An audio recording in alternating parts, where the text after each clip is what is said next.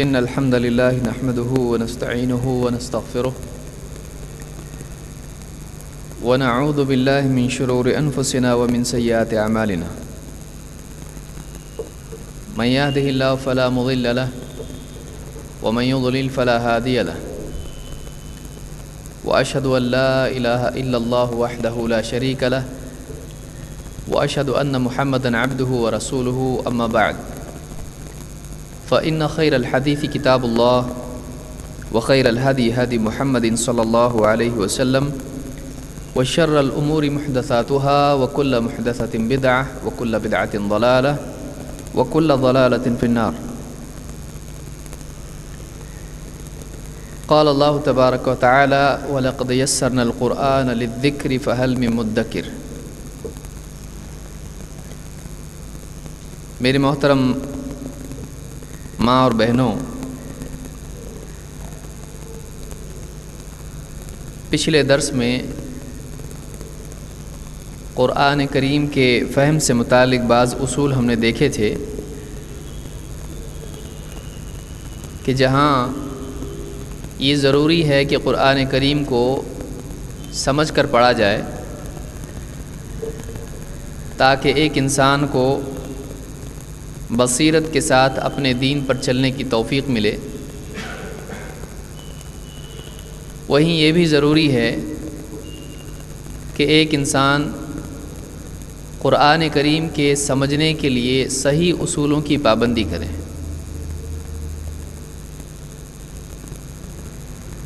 اگر ایک انسان قرآن کو سمجھنے کے لیے آزاد روی اختیار کرتا ہے، وہ قرآن سے اپنی عقل کے مطابق عقیدے، مسائل اور معنی اخذ کرتا ہے، تو ایسا آدمی قرآن پڑھنے کے باوجود بھی گمراہ ہوگا۔ اس گمراہی سے بچنے کے لیے ضروری ہے کہ قرآن کریم کو سمجھنے کے لیے ایک انسان واقعی ان اصولوں کی پابندی کرے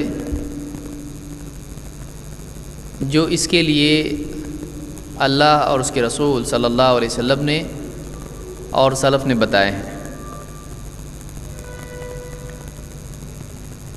لہٰذا ہمارے یہ دروس اور یہ مجلس اسی بات کے سمجھنے کے لیے ہے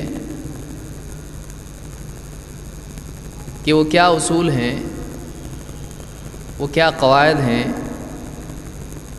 جو قرآن کے پڑھنے والے اور اس کو سمجھنے کی کوشش کرنے والے کو ملحوظ رکھنا چاہیے۔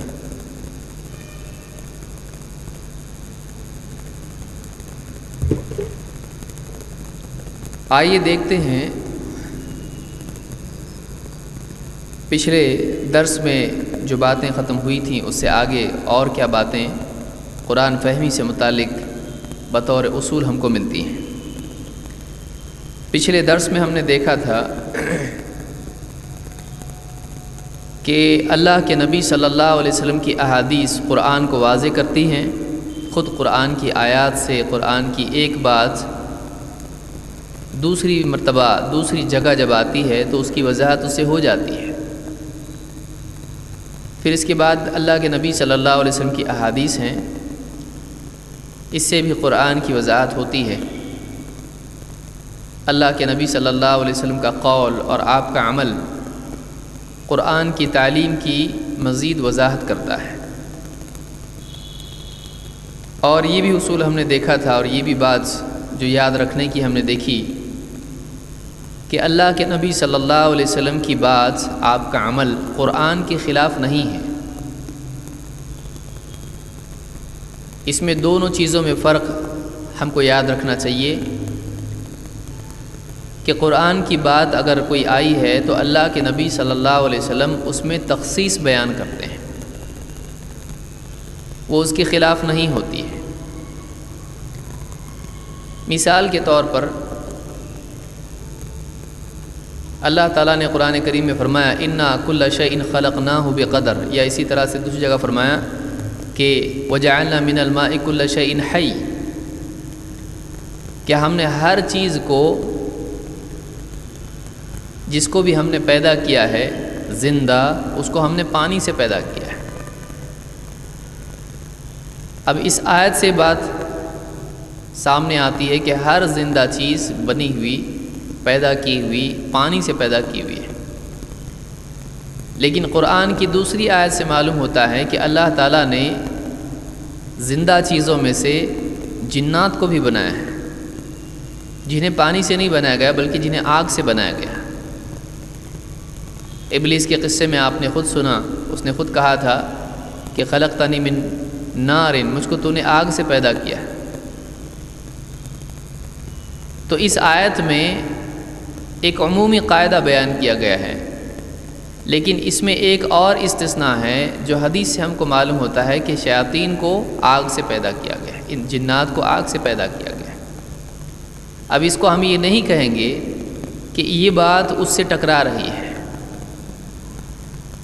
بلکہ یہ کہا جائے گا کہ قرآن کی اس آیت میں عام مخلوقات کا ذکر ہے، جن میں سے بعض کا استثناء ہو سکتا ہے، کچھ مخلوقات اس سے الگ ہو سکتی ہیں، بشرطے کہ دلیل اس کی موجود ہو۔ اسی طرح سے بعض اوقات قرآن کی باتوں میں جیسے یہاں ذکر ہوا ہے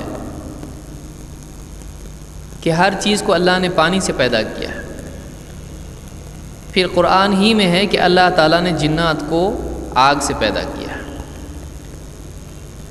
لیکن اور ایک مخلوق ہے جس کی تخلیق کا ذکر کہ اسے کیسے پیدا کیا گیا ہے، یہ قرآن میں نہیں ہے، یہ حدیث میں ہے۔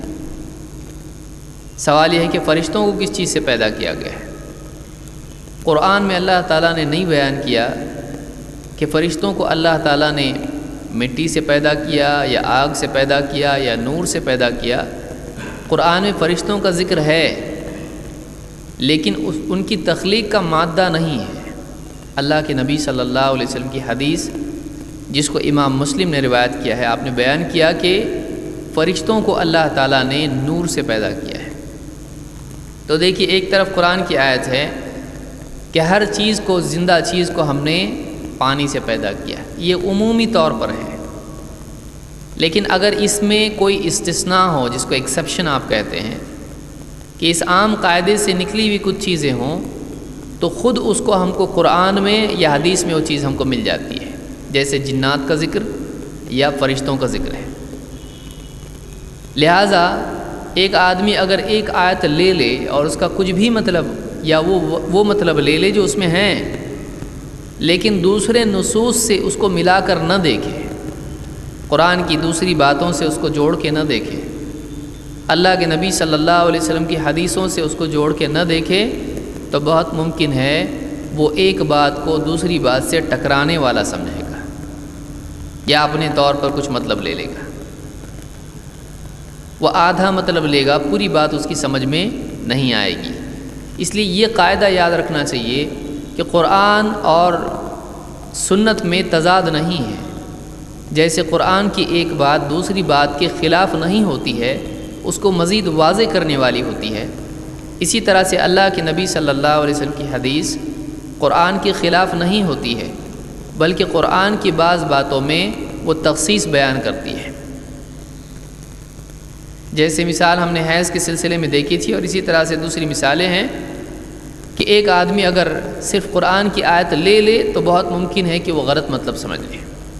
اس کو چاہیے کہ چونکہ قرآن عربی زبان میں ہے اور اللہ کے نبی صلی اللہ علیہ وسلم نہ صرف عربی زبان کے ماہر تھے بلکہ آپ اللہ کے رسول بھی تھے جنہیں اللہ کی طرف سے فہم دیا گیا تھا، لہٰذا قرآن کے سمجھنے میں وہ نبوی رہبری سے فائدہ اٹھائے۔ یہ پچھلے درس میں ہم نے اصول دیکھا تھا۔ اب اور آگے ہم بڑھتے ہیں کہ قرآن کے صحیح فہم کے لیے ضروری ہے کہ ایک انسان صحابہ کے فہم اور تعامل کی طرف رجوع کرے۔ مثال کے طور پر اللہ تعالیٰ فرماتا ہے للذین احسنوا الحسنى وزیادہ، جو لوگ بھلائی کریں ان کے لیے بھلائی ہے اور زیادہ بھی ہے۔ یہ سورہ یونس کی آیت نمبر 26 ہے۔ للذین احسنوا، احسنہ کا مطلب ہوتا ہے بھلائی کرنا، الحسنہ کے معنی ہوتے ہیں بھلائی، زیادہ کے معنی آپ خود جانتے ہیں زیادہ کے ہیں۔ تو اگر اس آیت کا لفظی ترجمہ کیا جائے تو مطلب یہ ہوگا کہ جنہوں نے بھلائی کی ان کے لیے بھلائی ہے اور زیادہ ہے۔ یہ بہت ہی اجمال کے ساتھ بات بیان کی گئی ہے، تفصیل اس کی نہیں ہے واقعی اس کا کیا مطلب ہے، یہ بھلائی کیا ہے اور یہ زیادہ کیا ہے، یہ قرآن کی اس آیت سے ہم کو معلوم نہیں ہوتا ہے۔ لیکن اگر ہم صحابہ کی طرف رجوع کرتے ہیں تو اس کے معنی مزید واضح ہو جاتے ہیں۔ لہٰذا السنہ میں ابن ابی عاصم، یہ محدث گزرے ہیں جن کی کتاب ہے السنہ۔ السنہ یہ عقیدے کی کتاب ہے، اور سلف میں یہ بات معروف تھی اور ان کی یعنی عادت تھی کہ پچھلے زمانے میں لوگ عقیدے کی کتاب کو بھی السنہ کہا کرتے تھے۔ ایسی کئی کتابیں ہیں جو عقیدے کی ہیں لیکن ان کا نام السنہ ہے۔ کیوں؟ اس لیے کہ سلف جہاں عبادات اور اعمال کو نبی صلی اللہ علیہ وسلم کی سنت سے جوڑتے تھے وہیں عقیدے کو بھی جوڑتے تھے، اور وہ عقیدہ اور عمل سب ملا کر نبی صلی اللہ علیہ وسلم کے طریقے اور آپ کی تعلیمات کو السنہ کا نام دیا کرتے تھے۔ تو السنہ یہ ابن ابی عاصم کی کتاب ہے اور یہ عقیدے کی کتاب ہے۔ اس میں ابوبکر صدیق رضی اللہ تعالیٰ کا قول ہم کو ملتا ہے۔ اللہ تعالیٰ کی اس فرمان للذین احسنوا الحسنى وزیادہ کے سلسلے میں کہتے ہیں کہ یہاں پر الزیادہ سے مراد کہتے ہیں النظر الی وجہ اللہ تعالی، النظر الی وجہ اللہ تعالی، کہ یہاں جن لوگوں نے بھلائی کی ان کے لیے بھلائی ہے، یعنی نیکی کا بدلہ اللہ کی طرف سے بھلائی ہے۔ هل جزاء الاحسان الا الاحسان، تو جو لوگ بھلائی کریں گے اللہ بھی ان کے ساتھ بھلائی کا معاملہ کرے گا، ان کو بہتر اس کا بدلہ دے گا۔ لیکن یہ زیادہ کیا ہے؟ بھلائی کے بدلے بھلائی ملے گی، لیکن زیادہ یہاں پر کیا ہے؟ ابوبکر صدیق رضی اللہ تعالیٰ فرماتے ہیں کہ یہاں پر زیادہ سے مراد النظر الی وجہ اللہ تعالی، اللہ تعالیٰ کا دیدار، اللہ کی طرف دیکھنا، اللہ کے چہرے کی طرف نظر کرنا یہاں مراد ہے۔ تو اس آیت سے معلوم ہوا کہ جو لوگ نیکی کا راستہ اپنائیں گے انہیں جنت تو ملے گی، اس کا بہتر بدلہ ملے گا، لیکن ایک اور عظیم الشان نعمت ان کو ملے گی جو سب سے بڑی نعمت ہوگی، وہ یہ کہ انہیں اللہ تعالیٰ کا دیدار کرنے کا موقع ملے گا۔ تو اس آیت میں زیادہ سے مراد اللہ تعالیٰ کا دیدار ہے۔ یہ کیسے معلوم ہوا؟ اگر ابوبکر صدیق رضی اللہ تعالیٰ کا قول نہیں ہوتا تو ہمیں کیسے معلوم ہوتا ہے؟ ایسے کئی اقوال ہیں جو صحابہ نے اللہ کے نبی صلی اللہ علیہ وسلم سے لیے اور آگے امت کو بیان کیا۔ صحابہ کا احتیاط اور ان کا اللہ کے نبی صلی اللہ علیہ وسلم کے بارے میں گفتگو کرنے کا احتیاط، اس کا نتیجہ یہ ہوا کہ بہت ساری باتیں صحابہ نے اللہ کے نبی صلی اللہ علیہ وسلم سے سنی تھیں، لیکن وہ اللہ کے نبی صلی اللہ علیہ وسلم کی طرف منسوب کر کے وہ باتیں نہیں کہتے تھے۔ یعنی صحابہ ڈرتے تھے کہ کہیں ہمارے بولنے میں الفاظ کم زیادہ نہ ہو جائیں اور نتیجہ یہ نہ ہو کہ ہم اللہ کے نبی صلی اللہ علیہ وسلم کی بات میں اضافہ کرنے والے بنیں، لہٰذا وہ اپنے طور پر نبی صلی اللہ علیہ وسلم کی بات بیان کیا کرتے تھے، یہ کہے بغیر کہ اللہ کے نبی صلی اللہ علیہ وسلم نے فرمایا وہی بات وہ بیان کر دیا کرتے تھے۔ یہ احتیاط کا تقاضا تھا۔ لہٰذا بہت ساری باتیں صحابہ کی ان کا اجتہاد نہیں ہے، بلکہ وہ اللہ کے نبی صلی اللہ علیہ وسلم سے سنی ہوئی ہی باتیں ہیں، لیکن وہ اس کو یوں ہی کہہ دیا کرتے تھے کہ اس آیت کا یہ مطلب ہے، اس آیت میں یہ مسئلہ ہے، سنت یوں ہے اور یہ حلال ہے، یہ حرام ہے۔ اسی لیے علماء نے کہا ہے کہ صحابی اگر یہ نہ بھی کہیں کہ اللہ کے نبی صلی اللہ علیہ وسلم نے بات کہی ہے تب بھی وہ دین ہوتی ہے، الا یہ کہ وہ چیز ایسی ہو جس میں ان میں آپس میں اختلاف ہو جائے، یا ایسی چیز ہو جس میں وہ خود بتائیں کہ یہ میں اجتہاد کہہ کے کر رہا ہوں، اجتہاد کے ذریعے سے میں یہ کہہ رہا ہوں۔ تو صحابہ کا قول بھی دلیل ہوتا ہے، کیونکہ صحابہ کا علم ان کا اپنا گھڑا ہوا نہیں ہے، بلکہ صحابہ خصوصاً عقیدے کے سلسلے میں، آخرت کے سلسلے میں، اور اسی طرح سے اللہ کے بارے میں اور اسی طرح سے قبر کے معاملات، پچھلی قوموں کے معاملات، اسی طرح سے حلال و حرام کے بارے میں جو کہتے ہیں وہ اپنی رائے سے نہیں کہتے ہیں بلکہ اللہ کے نبی صلی اللہ علیہ وسلم سے لے کے کہتے ہیں۔ لہٰذا قرآن کی باتوں کی تفسیر کے لیے صحابہ کے اقوال بھی دلیل ہیں، وہ ہماری عقل پر، ہمارے فہم پر وہ راجح ہیں، ان کو ترجیح دی جائے گی، ان کو زیادہ اہمیت دی جائے گی۔ اگر صحابہ سے کوئی بات ملتی ہے تو ہمیں چاہیے کہ اسی کو قبول کریں، الا یہ کہ اس سے زیادہ قوی دلیل جیسے خود اللہ کے نبی صلی اللہ علیہ وسلم کی بات اس کے مقابلے میں زیادہ ہو، اس کے مقابلے میں ہو، اس کے برخلاف ہو۔ تو ایک اصول یہ بھی معلوم ہوا کہ صحابہ کے فہم کی طرف رجوع کرنا بھی ضروری ہے۔ افسوس کی بات یہ ہے کہ اس دور میں بہت سارے لوگ، صحابہ تو دور کی بات ہے، قرآن کے سمجھنے کے لیے اللہ کے نبی صلی اللہ علیہ وسلم کی طرف رجوع کرنا بھی ضروری نہیں سمجھتے ہیں۔ جو بات ان کی عقل میں آ گئی عربی آنے کی وجہ سے، بھئی ہم کو عربی آتی ہے اور کسی اور کی طرف دیکھنے کی ضرورت کیا ہے، قرآن عربی میں ہے اور ہم عربی جانتے ہیں۔ لہٰذا بہت سارے لوگ یہ غلطی کر جاتے ہیں کہ محض عربی زبان پر وہ اعتماد کر لیتے ہیں، یہ صحیح نہیں ہے، یہ صحیح نہیں ہے۔ اور آگے آئیے، چھٹی بات اس سلسلے میں یہ ہے کہ نہ صرف صحابہ کے اقوال بلکہ قرآن کی آیات کے فہم کے لیے صحابہ کے عملی تعامل کو بھی دیکھنا چاہیے۔ صحابہ کا پریکٹیکل عمل کیا تھا اس کو بھی دیکھنا چاہیے۔ اس کو میں آسان مثال سے سمجھاتا ہوں۔ مثال کے طور پر قرآن کریم میں آیت اللہ نے نازل فرمائی، وَأَمَّا بِنِعْمَةِ رَبِّكَ فَحَدِّثْ، کہ اے نبی آپ کے رب کی نعمت اس کو واضح طور پر بیان کر دیجیے۔ یا اسی طرح سے قرآن کریم میں اللہ تعالیٰ نے آیت نازل کی، وَابْتَغُوا إِلَيْهِ الْوَسِيلَةَ، اللہ کی طرف وسیلہ اختیار کرو۔ یا اسی طرح سے اور کئی باتیں ہیں۔ اب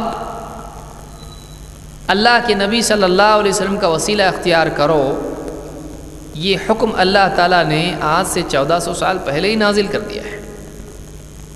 اور اللہ کے نبی صلی اللہ علیہ وسلم جب دنیا میں تشریف فرما تھے اور صحابہ اس وقت میں موجود تھے، تبھی یہ آیت موجود تھی اور اس کے مخاطب وہ لوگ بھی تھے، ان کو بھی یہ حکم تھا کہ وہ وسیلہ اختیار کریں۔ اب یہ دیکھنا پڑے گا کہ اس آیت کے واقعی معنی کیا ہیں۔ اللہ نے جب کہا ہے کہ وسیلہ اختیار کرو، تو سب سے پہلے اس کے جو مخاطب تھے، جو اللہ کے نبی صلی اللہ علیہ وسلم کی رہبری میں چلتے تھے، انہوں نے کیسے اس آیت پر عمل کیا؟ کیا وہ قبروں پر جاتے تھے؟ اور اگر جاتے تھے تو کیا وہ قبروں سے مانگتے تھے؟ کیا اس زمانے میں نیک لوگ نہیں تھے؟ کیا اس زمانے میں اولیاء نہیں تھے، اللہ کے مقرب بندے نہیں تھے؟ تو ان کی قبریں، ان کی قبروں پر جا کر کیا وہ ان کی قبروں سے وسیلہ اختیار کرتے تھے؟ ان سے کہتے تھے قبر والوں سے کہ ہمارے لیے دعا کیجیے؟ کیا ان قبر والوں سے کچھ اپنے لیے مانگتے تھے؟ سوال یہ پیدا ہوتا ہے کہ کیا ان کا اس آیت کا یہی فہم تھا جو آج بہت سارے مسلمان ذکر کرتے ہیں؟ کتنے مسلمان آج ہیں درگاہوں پہ جا کے نظر نیاز کرتے ہیں، سجدے کرتے ہیں، عرس کرتے ہیں، وہاں پر چادریں چڑھاتے ہیں، وہاں کا پانی دھو کر پیتے ہیں، وہاں پر کڑے رکھتے ہیں، وہ پہن کر سمجھتے ہیں کہ ہم لوگ محفوظ ہو گئے، اور اس طرح کی کئی چیزیں ہیں۔ اور اگر ان سے کہا جائے کہ بھئی آپ کہاں سے لائے، کہتے ہیں قرآن میں آپ نے نہیں پڑھا، قرآن میں آیت ہے۔ کیا آیت ہے؟ وَابْتَغُوا إِلَيْهِ الْوَسِيلَةَ، اللہ کی طرف بڑھنے کے لیے، اللہ تک پہنچنے کے لیے، اللہ کے قرب کے لیے وسیلہ اختیار کرو۔ وہ یہ سمجھتے ہیں کہ ہماری دعائیں اللہ تعالیٰ قبول نہیں کرتا ہے جب تک کہ ہم وسیلہ اختیار نہ کریں۔ اور وسیلہ ان کے نزدیک کیا ہے؟ ان کے نزدیک وسیلہ ہے اللہ کے اولیاء کی قبروں پر جا کر ان کو اپنے لیے وسیلہ بنایا جائے، ان کو اللہ تک پہنچنے کا ذریعہ بنایا جائے۔ اگر واقعی اس آیت کی یہ معنی ہیں تو کیا اللہ کے نبی صلی اللہ علیہ وسلم کی زندگی میں صحابہ کسی اور کی قبر پر جاتے تھے اور اس کو وسیلہ بناتے تھے؟ کیا اللہ کے نبی صلی اللہ علیہ وسلم کی وفات کے بعد آپ کی قبر پر آ کر صحابہ مانگتے تھے؟ اگر نہیں تو بالکل بات واضح ہو جاتی ہے کہ اس آیت پر صحابہ نے اس طرح سے عمل نہیں کیا جس طرح سے آج بہت سارے مسلمان عمل کرتے ہیں۔ اب کس کو مانیں؟ آج کل جو لوگ مان رہے ہیں اس کو، یا پھر واقعی جو اللہ کے نبی صلی اللہ علیہ وسلم کے براہ راست شاگرد ہیں، جن کو خود اللہ کے نبی صلی اللہ علیہ وسلم نے قرآن اور سنت کا علم دیا، وَيُعَلِّمُهُمُ الْكِتَابَ وَالْحِكْمَةَ، قرآن میں جن کے بارے میں اللہ نے خود فرمایا کہ یہ رسول ان کو کتاب و حکمت کی تعلیم دیتے ہیں، صحابہ کو قرآن کی تعلیم دیتے ہیں اور اسی کے ساتھ ساتھ حکمت کی یعنی سنت کی تعلیم دیتے ہیں۔ جنہیں نبی نے سمجھایا انہیں تو سمجھ میں نہیں آیا، اور بعد میں 1400 سال کے بعد میں جو لوگ آج بیان کر رہے ہیں قرآن کی آیت ان کی سمجھ میں آ گئی، انہوں نے جو مطلب لیا ہے وہ صحابہ نے نہیں لیا، تو اب کس کو چنیں؟ ایسی کئی مثالیں آپ کو مل سکتی ہیں کہ جو قرآن یا سنت کے فہم کے لیے صحابہ کی طرف اگر رجوع نہ کیا جائے، ان کا عملی تعامل اگر نہ دیکھا جائے تو آدمی گمراہ ہو جائے گا۔ قرآن کی کئی آیتوں کو لے کر اور کئی حدیثوں کو لے کر بعض لوگوں نے یہ بھی کہا کہ دیکھیے اللہ کے نبی صلی اللہ علیہ وسلم کی پیدائش کی خوشیاں منانا اور اللہ کی نعمتوں کا تذکرہ کرنا، وَأَمَّا بِنِعْمَةِ رَبِّكَ فَحَدِّثْ، تیرے رب کی نعمتیں تو اس کا تو تذکرہ کر، اس کو عام کر۔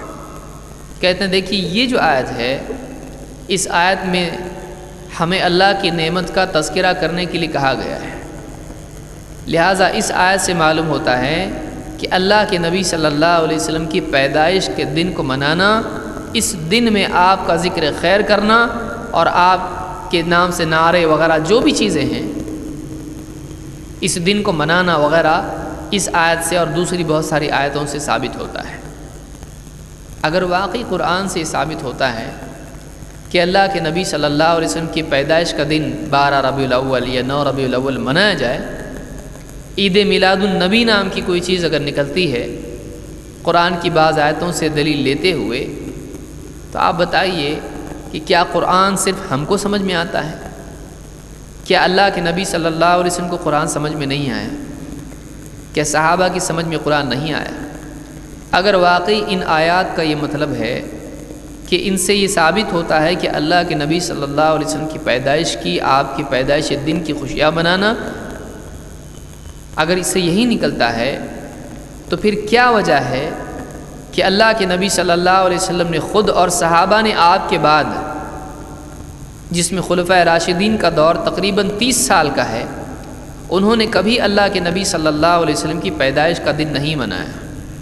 اگر واقعی ان آیات سے ثابت ہوتا ہے تو پھر صحابہ کیا ان آیات کو سمجھتے نہیں تھے؟ یا پھر کسی کا یہ کہنا ہے کہ وہ سمجھنے کے باوجود ان پر عمل نہیں کرتے تھے؟ اگر واقعی وہ سمجھتے تھے، اور ہمارا عقیدہ ہے کہ وہ سمجھتے تھے، ایسا نہیں ہو سکتا ہے کہ قرآن کی کسی آیت کے سلسلے میں سارے صحابہ کا علم ادھورا ہو، سب کے سب اس آیت کو نہ سمجھتے ہوں، ایسا نہیں ہو سکتا ہے۔ یہ تو ممکن ہے کہ ایک کی بات سمجھ میں نہ آئے تو دوسرا اس کو سمجھا دے، لیکن یہ ممکن نہیں ہے کہ اللہ کے نبی صلی اللہ علیہ وسلم کے دور میں آپ کے بعد سارے کے سارے صحابہ قرآن کی کسی آیت کے بارے میں لا علمی رکھتے ہوں، جبکہ اللہ کے نبی صلی اللہ علیہ وسلم پر ذمہ تھا کہ ان کو سمجھا دیں۔ کوئی بھی نہیں جانتا ہو، یہ نہیں ہو سکتا ہے۔ لہٰذا قرآن کے فہم کے سلسلے میں صحابہ کا تعامل دیکھنا بھی ضروری ہے کہ اس آیت پر صحابہ کیسے عمل کرتے تھے، خصوصاً ایسی صورت میں جب کہ امت میں اس آیت کے سلسلے میں فہم کا اختلاف ہو، کیونکہ اللہ کے نبی صلی اللہ علیہ وسلم نے بعد کے دور میں بتایا کہ میرے بعد امت 73 فرقوں میں بٹ جائے گی۔ آپ نے کہا سب کے سب جہنم میں جائیں گے سوائے ایک کے۔ صحابہ نے پوچھا اللہ کے رسول وہ ایک فرقہ یا ایک جماعت کون سی ہوگی؟ آپ نے فرمایا ما انا علیہ و اصحابی، وہ لوگ جس پر میں اور میرے صحابہ ہیں، جس پر میں اور میرے صحابہ ہیں، وہ جنتی ہیں، وہ جنت والے راستے پر ہیں۔ اور قرآن میں بھی اللہ نے فرمایا وَمَن يُشَاقِقِ الرَّسُولَ مِن بَعْدِ مَا تَبَيَّنَ لَهُ الْهُدَىٰ وَيَتَّبِعْ غَيْرَ سَبِيلِ الْمُؤْمِنِينَ نُوَلِّهِ مَا تَوَلَّىٰ وَنُصْلِهِ جَهَنَّمَ وَسَاءَتْ مَصِيرًا۔ جو کوئی ہدایت کے واضح ہو جانے کے بعد رسول کی مخالفت کرے اور مؤمنین کا راستہ چھوڑ کے کوئی اور راہ اپنائیں، نولیہ ما تولی، جہاں وہ مڑا ہے اس کو ہم وہی پھیر دیں گے، ونصلہ جہنم، اور جہنم میں پہنچا دیں گے، وساءت مصیرا، اور وہ بہت برا ٹھکانہ ہے۔ معلوم ہوا کہ اللہ کے نبی صلی اللہ علیہ وسلم کی مخالفت کرنا جس طرح سے جرم ہے، اسی طرح سے صحابہ کے تعامل کی مخالفت کرنا بھی جرم ہے۔ اسی لیے اللہ نے یہاں کیا کہا کہ رسول کی مخالفت کرے اور مؤمنین کا راستہ چھوڑ کے اور راستہ چلے۔ یہ مؤمنین سب سے پہلے ایمان والے کون ہیں؟ سب سے پہلے ایمان والے اللہ کے نبی صلی اللہ علیہ وسلم کے ساتھ صحابہ ہیں۔ ان کا راستہ چھوڑ کے اور راہ چلے۔ اب جب ان کا راستہ ہے تو بعد میں جتنے بھی آئیں گے ان کے لیے بھی لازم ہوگا کہ وہ صحابہ کے راستے کو اپنائیں، کیونکہ راستہ بن چکا ہے، اب نیا راستہ بنانے کی ضرورت نہیں ہے۔ پہلے ہی دور میں، دور اول میں، اللہ کے نبی صلی اللہ علیہ وسلم کے زمانے میں ہی راستہ متعین ہو چکا ہے۔ وہ صحابہ کا راستہ ہے، وہ پہلے مؤمنین کا راستہ ہے۔ بعد میں آنے والے ہر شخص کو اسی راستے پر چلنا پڑے گا۔ اگر اس راستے کو چھوڑ کے کوئی اور راستہ چلتا ہے گمراہ ہو جائے گا۔ لہٰذا قرآن کے فہم میں جہاں قرآن اور خود اللہ کے نبی صلی اللہ علیہ وسلم کی احادیث ہیں، وہیں صحابہ کے اقوال اور صحابہ کا تعامل پریکٹیکل، ان کا طرز عمل ہے، جیسے وہ کرتے تھے، اس کو بھی دلیل بنانا چاہیے، اس کی طرف بھی آدمی کو رجوع کرنا چاہیے۔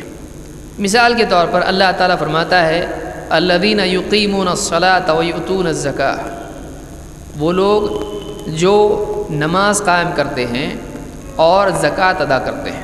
سورہ النمل میں اللہ نے کہا۔ اب اللہ کے رسول صلی اللہ علیہ وسلم فرماتے ہیں لا زکاۃ فی مال حتی یحول علیہ الحول۔ ابن ماجہ کی روایت ہے کہ مال میں زکوٰۃ نہیں یہاں تک کہ اس پر ایک حول پورا ہو جائے۔ حول کے معنی سال کے ہوتے ہیں، تو ایک سال ہونے سے پہلے مال میں زکوٰۃ واجب یا لازم نہیں ہوتی ہے۔ اسی طرح سے ابن عمر رضی اللہ عنہ فرماتے ہیں، جو ترمذی کی روایت ہے، من استفاد مالا فلا زکاۃ فیہ حتی یحول علیہ الحول عند ربہ، کہ جس کے پاس مال ہو، جو مال حاصل کر لے، جسے مال ملے، تو اس میں زکوٰۃ نہیں ہے، حتی یحول علیہ الحول عند ربہ، یہاں تک کہ اس کے رب کے پاس ایک سال اس پر گزر جائے۔ اس طرح سے انہیں بہت ساری آپ کو روایت ملیں گی کہ قرآن کی بات کو صحابہ کا قول یا ان کا عمل سمجھاتا ہے، جیسے میں نے مثالیں دی ہیں۔ مثال کے طور پر بہت سارے لوگ آج قبروں پر درگاہ بناتے ہیں۔ وہ یہ سمجھتے ہیں کہ اس طرح کے ایسی عمارتیں تعمیر کرنا کہ اسلام کو زندہ کرنا اور بعد کے دور والوں کے لیے ایک اسلامی نمونہ چھوڑنا ہے، اس لیے جگہ جگہ وہ درگاہیں بناتے ہیں، اس پر جھنڈے لگاتے ہیں۔ سوال یہ ہے کہ کیا اللہ کے نبی صلی اللہ علیہ وسلم نے ایسا کرنے کو کہا ہے؟ آپ نے تو اس کے برخلاف منع کیا ہے۔ آپ نے خود اس بات سے منع کیا ہے، صحابی خود کہتے ہیں کہ ہم کو اللہ کے نبی صلی اللہ علیہ وسلم نے قبروں پر بیٹھنے اور ان کو چونا دینے، ان کو پختہ کرنے اور ان پر تعمیر کرنے سے منع کیا ہے۔ ایسی کئی روایتیں موجود ہیں۔ اور خود صحابہ کا آپ تعامل دیکھیں کہ کیا اللہ کے نبی صلی اللہ علیہ وسلم کی قبر کو صحابہ نے پختہ کیا؟ کیا اللہ کے نبی صلی اللہ علیہ وسلم کی قبر پر آپ نے ایک عظیم الشان عمارت تعمیر کی؟ کیا صحابہ نے اس کے اوپر یعنی گنبد اور اس طرح کی دوسری چیزیں، مینار وغیرہ بنایا؟ آپ دیکھیں گے کہ اس طرح کا کوئی مینارہ اور کوئی گنبد اور اس طرح کی کوئی تعمیر صحابہ نے اللہ کے نبی صلی اللہ علیہ وسلم کی قبر پر نہیں کی۔ سب سے زیادہ قابل احترام شخصیت اللہ کے نبی صلی اللہ علیہ وسلم ہیں اور تھے۔ کیا صحابہ نے آپ کی قبر پر پختہ تعمیر کی؟ نہیں۔ تو اس طرح کی کئی چیزیں ہیں جو کہیں نہ کہیں سے آدمی قرآن سے ڈھونڈ لیتا ہے، جو مجمل ہوتی ہے۔ اب اپنے دل سے اس آیت کا کچھ بھی مطلب بیان کرتا ہے، یہ نہیں دیکھتا ہے کہ صحابہ نے اس آیت پر کیسے عمل کیا۔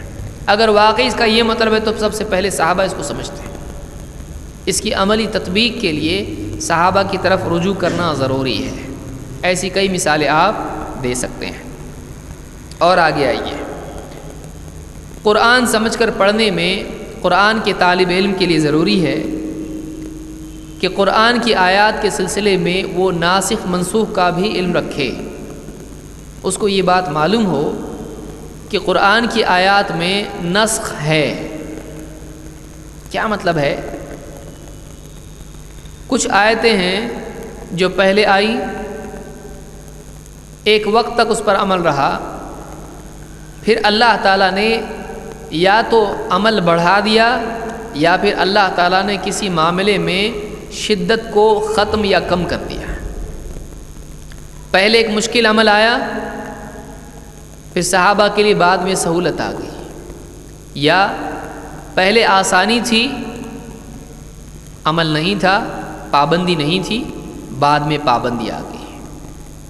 مثال کے طور پر آپ دیکھیں گے کہ ابتدائی دور میں مسلمان جب نماز پڑھتے تھے تو آپس میں ایک دوسرے سے بات کر لیا کرتے تھے، کوئی سلام کرتا اس کا جواب دے دیتے تھے، یہ آسانی تھی۔ لیکن بعد میں نماز میں خشوع کے اضافے کے لیے اور اللہ سے تقرب میں زیادتی کے لیے اللہ تعالیٰ نے نماز میں کلام اور سلام کا جواب زبان سے دینا، ان سب چیزوں کو بند کر دیا۔ وقوموا للہ قانتین سے اللہ تعالیٰ نے مسلمانوں کو اس بات سے منع کر دیا کہ وہ آپس میں نماز میں بات کریں۔ صحابی خود کہتے ہیں کہ فَأُمِرْنَا بِالسُّكُوتِ وَنُهِينَا عَنِ الْكَلَامِ، کہ ہمیں سکوت کا حکم دے دیا گیا اور کلام سے منع کر دیا گیا۔ تو پہلے ایک آزادی تھی کہ نماز میں بات کر سکتے تھے، لیکن بعد میں آیت نازل ہوئی تو وہ آزادی ختم کر دی گئی۔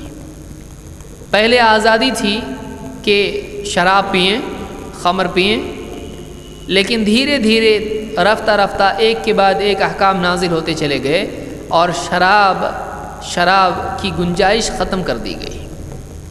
ایک وقت بتایا گیا کہ شراب میں اس کے نقصانات، اس کی برائیاں اس کے فائدوں سے بڑھ کر ہے۔ پھر آیت نازل ہوئی وَإِثْمُهُمَا أَكْبَرُ مِن نَفْعِهِمَا، پہلے نازل ہوئی کہ ان کی برائیاں شراب اور جوئے کی زیادہ ہیں ان کے فائدے سے۔ پھر آیت نازل ہوئی وَلَا تَقْرَبُوا الصَّلَاةَ وَأَنْتُمْ سُكَارَىٰ حَتَّىٰ تَعْلَمُوا مَا تَقُولُونَ، نماز کے قریب بھی نہ جاؤ جب تم نشے کی حالت میں ہو، یہاں تک کہ تمہیں معلوم ہو جائے کہ تم کیا کہہ رہے ہو۔ چونکہ نماز میں خشوع مقصود ہے اور آدمی کی زبان نشے کی حالت میں اس کے اپنے بس میں نہیں ہوتی ہے، ہو سکتا ہے وہ اللہ سے دعا کرنے کی بجائے اپنے لیے خود بد دعا کرنے لگے، لہٰذا اس کو منع کر دیا گیا۔ چونکہ وہ اللہ تعالیٰ کی بارگاہ میں دعا کر رہا ہے اور اللہ کی ذکر اور اس کی حمد و ثنا کر رہا ہے، اس کو چاہیے کہ پوری طرح سے وہ اللہ کی طرف دھیان دینے والا بنے۔ تو شراب منع کر دی گئی، لیکن یہاں منع صفائی کے ساتھ میں بالکل واضح الفاظ میں نہیں تھی، لیکن ایک حد تک منع کر دی گئی کہ نماز کی حالت میں نشے میں نہیں ہونا ہے۔ یہ جزئی ممانعت تھی، کلی طور پر نہیں تھی۔ اس کے بعد اللہ تعالیٰ نے خود آیت نازل کی اور وضاحت کے ساتھ میں بیان کر دیا گیا کہ شراب اور اسی طرح سے دوسری چیزیں جتنی بھی ہیں یہ رجس ہیں، یہ نجس ہیں۔ جیسے مثال کے طور پر آپ دیکھیں اللہ نے فرمایا سورہ النساء میں آیت نمبر 43 میں کہ یا ایھا الذین آمنوا لا تقربوا الصلاة وانتم سکارى حتى تعلموا ما تقولون، اے ایمان والو نماز کے قریب بھی نہ جاؤ جب کہ تم نشے کی حالت میں ہو۔ سکارا، سکر کے معنی عربی زبان میں نشے کے ہوتے ہیں، ایک آدمی کو ہوش نہ ہو، اس حالت کو سکر کہتے ہیں۔ تو اللہ نے فرمایا کہ نماز کے قریب بھی نہ جاؤ جب تم نشے کی حالت میں ہو، حتی تعلموا ما تقولون، یہاں تک کہ تمہیں معلوم ہو جائے تم کیا کہہ رہے ہو۔ آدمی کو اپنے کلام کا ہوش نہ ہو، یہ سکر کی حالت ہے۔ تو نماز میں اس طرح کی حالت نہیں ہونا چاہیے، لہٰذا اللہ تعالیٰ نے نماز میں یہاں پر کہہ دیا کہ نماز میں تم نشے میں نہیں ہونا چاہیے، یعنی نشے کی حالت میں نماز نہیں۔ تو اس سے کوئی آدمی یہ سمجھ سکتا ہے کہ ٹھیک ہے نماز میں نشہ نہیں، نماز کے باہر اس سے نکلتا ہے کہ جائز ہے، کیونکہ مقید ممانعات بعد کے حالات کے لیے گنجائش پیدا کرتی ہیں۔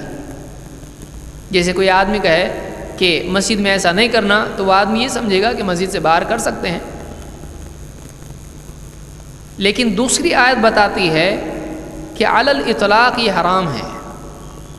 اللہ تعالیٰ نے فرمایا یا ایھا الذین آمنوا انما الخمر والمیسر والانصاب والازلام رجس من عمل الشیطان، اے ایمان والو، خمر، انما الخمر، خمر شراب، خمر کیوں کہتے ہیں خمر کو؟ حضرت عمر رضی اللہ تعالیٰ نے کہا کہ خمر کیا ہے؟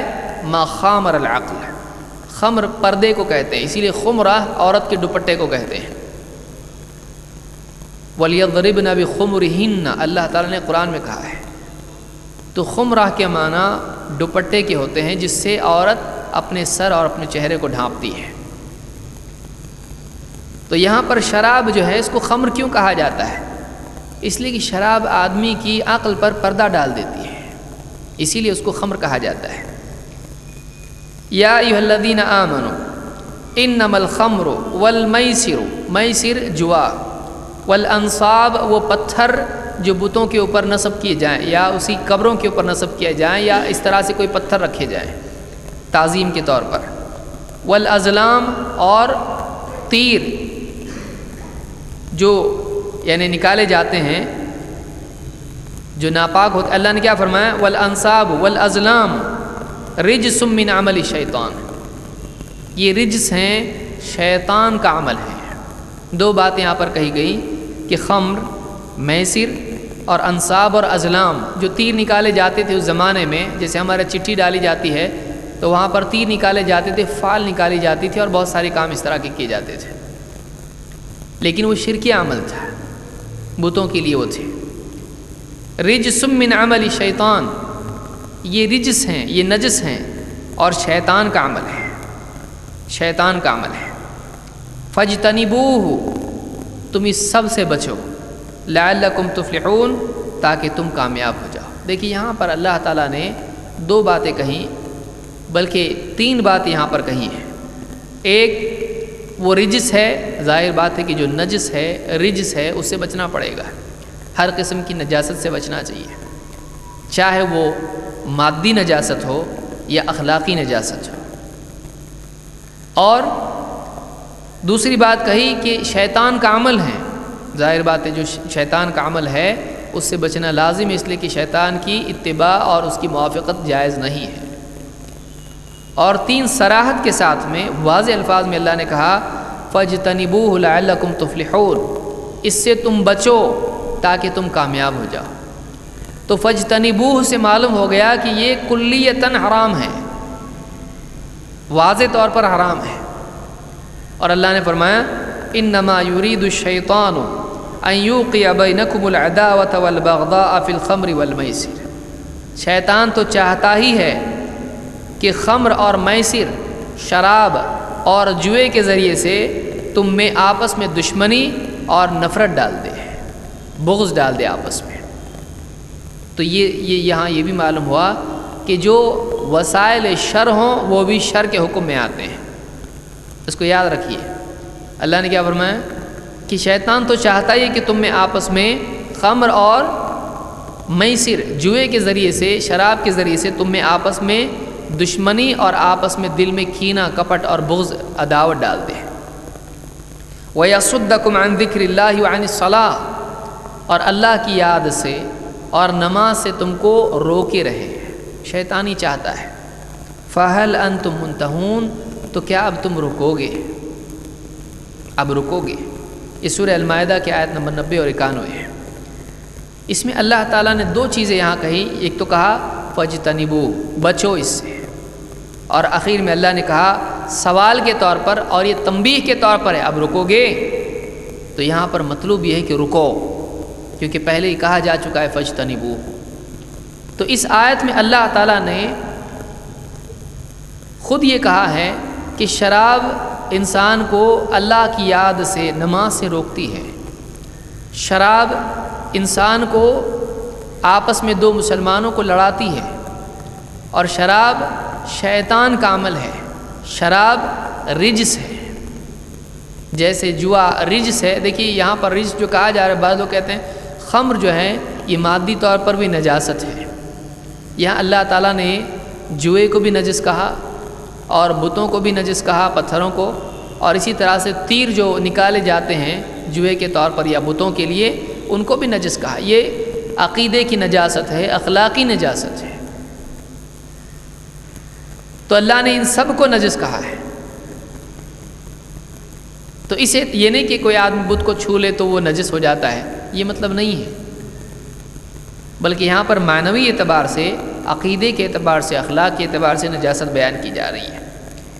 تو اس آیت سے بات معلوم ہوئی کہ پچھلی آیت میں جو کہا گیا تھا کہ نماز کے قریب بھی نہ جاؤ جب تم نشے کی حالت میں ہو، تو جو گنجائش اس سے بظاہر دکھائی دے رہی تھی، اس آیت سے معلوم ہوا کہ واقعتاً وہ گنجائش اب باقی نہیں ہے۔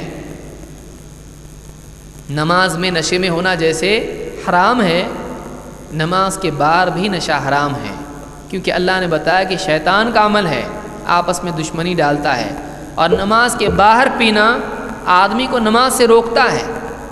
دیکھیے نماز میں تو آدمی نہیں پیے گا، نماز کے باہر پیے گا، تو اللہ نے بتایا کہ نماز میں پینا، تو نماز میں نشے میں ہونا تو غلط ہے ہی ہے، نماز کے باہر اگر آدمی پیتا ہے تو وہ نماز سے اس کو روکتا ہے، تو جو چیز نماز سے روکے وہ کیسے اس کے لیے گنجائش نکلے گی۔ اس آیت سے معلوم ہوا کہ اللہ نے واضح الفاظ میں کہا فَاجْتَنِبُوهُ، تم اس سے بچو۔ تو اس آیت سے اور اس طرح کی کئی مثالیں قرآن میں ہیں جن سے معلوم ہوتا ہے کہ بظاہر ایک آیت سے گنجائش دکھائی دیتی ہے، لیکن دوسری آیت بتاتی ہے کہ وہ عمل پہلے اس کی گنجائش تھی، اس کے بعد 23 سال کے عرصے میں ایک کے بعد ایک احکام آتے چلے گئے، اور پھر پچھلا حکم منسوخ ہو گیا، بعد میں آنے والا حکم ناسخ تھا۔ بعد میں آنے والے حکم نے پچھلے حکم میں پچھلی آیت میں جو گنجائش باقی تھی اس کو ختم کر دیا۔ لہٰذا اس اصول کو اگر آدمی یاد نہیں رکھے گا تو آیت پڑھ لے گا کہ نماز کے قریب بھی مت جاؤ جب تم نشے کی حالت میں ہو، سمجھے گا اچھا نماز میں نشہ جائز نہیں ہے۔ وہ یہ سمجھے گا کہ دیکھیے 1400 سال میں کسی کی سمجھ میں آیت نہیں آئی، اللہ نے یہ مقید بیان کیا ہے، قید کے ساتھ ہے، اس کو ترتیب معلوم نہیں ہوگی، لہذا بہت ممکن ہے کہ وہ یہ کرے گا کہ اس آیت میں جو عموم ہے اس کو خاص کر دے گا اس آیت سے جس میں قید ہے۔ وہ کہے گا ٹھیک ہے جو یہاں منع کیا جا رہا ہے وہ عام منع نہیں ہے، وہ کہے گا کہ یہ خاص منع ہے، نماز میں منع ہے، ہر حال میں منع نہیں ہے۔ کیوں؟ اس لیے کہ وہ یہ نہیں جانتا ہے کہ پچھلا حکم کون سا ہے اور بعد کا حکم کون سا ہے، اور صحابہ نے اس کو کیسے سمجھا، اللہ کے نبی صلی اللہ علیہ وسلم نے کیسے اس کو سمجھا ہے۔ دوسری دلیلوں سے معلوم ہوتا ہے کہ یہ پوری طرح حرام ہے۔ اللہ کے نبی صلی اللہ علیہ وسلم نے کہا اجتنب الخمر، کہ خمر سے بچ، فإنہ مفتاح کل شر، اس لیے کہ وہ ہر شر کی چابی ہے، جس کو ہر شر کی چابی کہا جائے وہ خیر کیسے ہو سکتا ہے، وہ شر ہے، وہ نماز میں بھی شر ہے، نماز کے باہر بھی شر ہے۔ تو قرآن کے سلسلے میں 7ویں بات ہم نے سیکھی کہ قرآن کی بعض آیتیں پہلے نازل ہوئیں، بعض آیتیں بعد میں نازل ہوئیں۔ یہ 23 سال کا عرصہ ہے، 20 اور 3، اتنے عرصے میں آیتیں نازل ہوتی رہیں، پچھلا حکم کچھ اور ہوتا تھا، بعد کا حکم کچھ اور ہوتا تھا۔ یہاں ایک سوال پیدا ہوتا ہے کہ اللہ تو سب کچھ جاننے والا ہے، اور اللہ تعالیٰ نے ایسا کیوں کیا کہ ایک آیت پہلے نازل ہوئی بعد میں دوسری آیت نازل ہو رہی؟ کیا اللہ کو معلوم نہیں تھا یہ غلط ہے؟ تو پہلے کیسے اللہ نے گنجائش رکھی؟ کیا اللہ تعالیٰ کا علم کامل نہیں ہے؟ پھر جو غلط ہے وہ تو غلط ہی ہے، پھر پہلے کیسے گنجائش رہی اس کی؟ تو یہاں پر اس بات کو اچھی طرح سے سمجھیں، اللہ کو حق ہے کسی چیز کو جائز رکھے، کسی چیز کو حرام کر دے۔ یہی وجہ ہے کہ آپ دیکھیں کئی چیزیں ایسی تھیں جو پچھلی شریعت میں تھیں اس شریعت میں نہیں ہیں، یا پچھلی شریعت میں منع تھیں اس شریعت میں جائز ہیں۔ اس کی مثالیں یاد رکھیے، میں اس لیے اس کو تفصیل سے بیان کر رہا ہوں کیونکہ آج اس دور میں، پڑھے لکھے دور میں، کچھ پڑھے لکھے ان پڑھ حضرات ناسخ منسوخ کے مسئلے کو غلط بتاتے ہیں، وہ کہتے ہیں ایسا نہیں ہے۔ کیوں؟ اس لیے کہ ان کی عقل شریف میں بات نہیں آتی ہے، وہ کہتے ہیں ایسا ہو ہی نہیں سکتا ہے، اللہ پہلے ایک حکم دے بعد میں ایک حکم دے، ایسا نہیں ہو سکتا ہے۔ ہم آگے دیکھیں گے ایسا کیوں نہیں ہو سکتا ہے، ایسا ہو سکتا ہے۔ پہلی بات تو یہ دیکھیے، پچھلی شریعت میں ایسا تھا، جیسے مریم نے کہا، حضرت مریم نے کہا اور اللہ کی طرف سے ان کو تلقین کی گئی تھی کہ جب بھی کوئی تم سے پوچھے بچہ کہاں سے آیا، تم ان سے کہنا انی نذرت للرحمن صوما فلن اکلم اليوم انسیا، فقولی انی نذرت للرحمن صوما، میں نے رحمان کے نام کی نظر کی ہے، میں نے اللہ کی نظر کی ہے، میں نے آج نظر رکھی ہے، میری نظر ہے آج، کیا جس کو ہمارے یہاں منت کہتے ہیں، میری نظر ہے آج، کیا نظر ہے؟ فلن اکلم اليوم انسیا، آج میں کسی انسان سے بات نہیں کروں گی، یعنی کوئی بھی دنیاوی بات، کسی کا جواب دینا، کچھ نہیں، بس اتنا جملہ گنجائش ان کے لیے رکھی۔ تو وہاں پچھلے دور میں بات نہ کرنے کا بھی روزہ ہوا کرتا تھا۔ انی نذرت للرحمن صوما، میں نے رحمان کے نام کی نظر کی ہے، روزے کی، صوم روزے کی۔ فلن اکلم اليوم انسیا، آج میں کسی انسان سے بات نہیں کروں گی، تو بات نہ کرنے کا بھی روزہ وہاں ہوا کرتا تھا۔ لیکن کیا اسلام میں، محمد صلی اللہ علیہ وسلم کے دین میں یہ ہے، آپ کی شریعت میں یہ ہے؟ نہیں ہے۔ آج بات نہ کرنے کا کوئی روزہ نہیں ہے کہ دن بھر آدمی کہے میں بات نہیں کروں گا، آج میرا روزہ بات نہیں کرنے کا، ایسا روزہ اسلام میں جائز نہیں ہے۔ کیوں؟ نبی صلی اللہ علیہ وسلم نے ایسا روزہ نہیں سکھایا۔ پھر وہ پچھلی شریعت میں تھا، اس شریعت میں نہیں ہے، تو وہاں تھا، یہاں نہیں ہے۔ اسی طرح سے آپ دیکھیں پچھلی شریعت میں، پچھلے نبیوں کی شریعت میں تھا کہ جنگ میں جب دشمن مال چھوڑ کے، تلوار اور ڈھال اور اسی طرح سے خزانے اور سواریاں چھوڑ کے بھاگتا ہے، وہ جو مال ہوتا ہے وہ مسلمان اس پر قبضہ کر لیتے ہیں، اس کو مال غنیمت کہا جاتا ہے۔ دشمن کا چھوڑا ہوا مال بھاگ جاتا ہے دشمن یا قتل کیا جاتا ہے، تو اس کا جو مال ہوتا ہے، اس کی تلوار، اس کی ڈھال، اس کا لباس، اس کی زرہ وغیرہ جو بھی ہوتا ہے، یہ مسلمان لے سکتے ہیں، اس کو مال غنیمت کہتے ہیں۔ پچھلی امتوں میں یہ مال غنیمت لینا، استعمال کرنا جائز نہیں تھا۔ پچھلی امتوں میں کیا جاتا تھا کہ وہ مال غنیمت جمع کر کے لوگ انتظار کرتے تھے، آسمان سے ایک آگ آتی تھی اور اس سب چیز کو، اس مال غنیمت، اس ڈھیر کو جلا دیتی تھی۔ اللہ کی طرف سے ایک آگ آتی اور مال غنیمت کو جلا دیتی تھی۔ لیکن اللہ کے نبی صلی اللہ علیہ وسلم نے فرمایا کہ میرے لیے غنیمت کا مال حلال کر دیا گیا، وہ احلت لی الغنائم، میرے لیے غنیمت کا مال حلال کر دیا گیا۔ پچھلی امتوں میں حلال نہیں تھا، اس امت کے لیے مال غنیمت کو حلال کر دیا گیا۔ تو کچھ چیزیں پچھلی امت میں جائز تھیں، اس امت میں جائز نہیں، جیسے بندے کو سجدہ کرنا۔ یوسف علیہ السلام کے بھائیوں نے ان کو سجدہ کیا، وَرَفَعَ أَبَوَيْهِ عَلَى الْعَرْشِ وَخَرُّوا لَهُ سُجَّدًا، اس زمانے میں ہوتا تھا، تعظیم کا سجدہ تھا، عزت اور احترام کے طور پر وہاں سجدہ کیا جاتا تھا۔ لیکن اس شریعت میں ہے نہیں۔ خود اللہ کے نبی صلی اللہ علیہ وسلم نے کہا کہ اگر میں کسی کو اجازت دیتا یا حکم دیتا، اگر بندے کو سجدہ کرنا ہوتا تو میں عورت کو حکم دیتا کہ وہ شوہر کو سجدہ کرے، لیکن کسی بشر کو سجدہ نہیں کیا جاتا ہے۔ بشر کو سجدہ کرے، یہ جائز نہیں ہے۔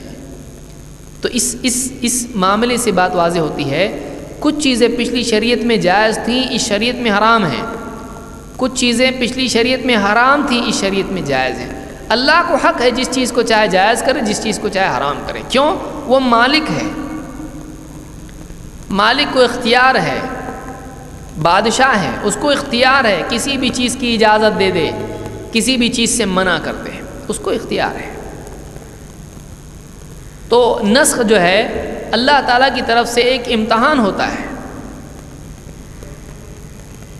جیسے قبلے کی تحویل، قبلے کا بدلنا اللہ کی طرف سے ایک امتحان تھا. آپ سورہ بقرہ آپ پڑھیں، دوسرے پارے میں سیقول وغیرہ میں آپ دیکھیں، سیقول السفہاء، آپ کو ملے گا کہ اللہ نے فرمایا کہ ہم نے یہ قبلہ اسی لیے رکھا، اس لیے قبلے کا معاملہ اسی لیے کیا تاکہ ہم دیکھ لیں کہ کون ہے جو دین پر جمنے والا ہے، کون دین سے پھر جاتا ہے،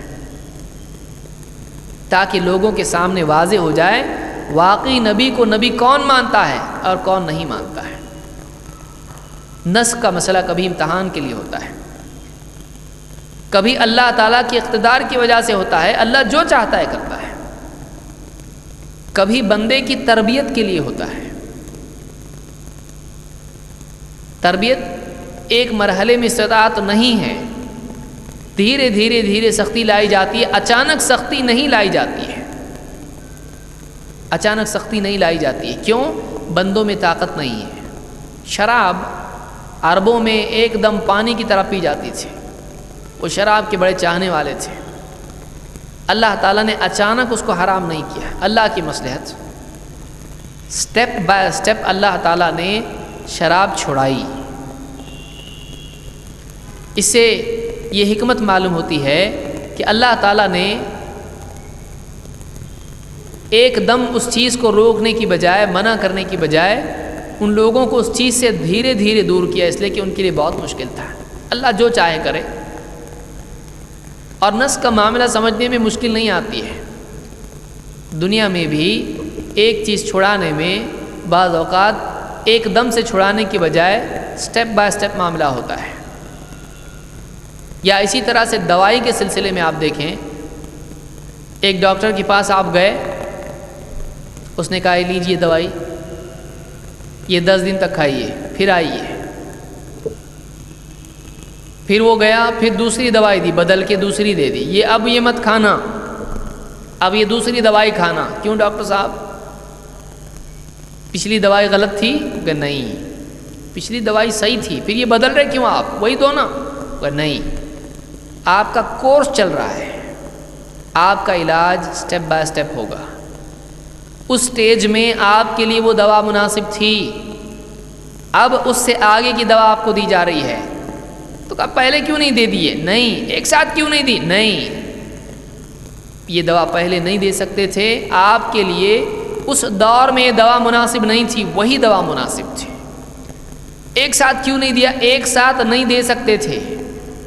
اس میں ہم تو دے سکتے ہیں، تمہارا نقصان ہو جائے گا.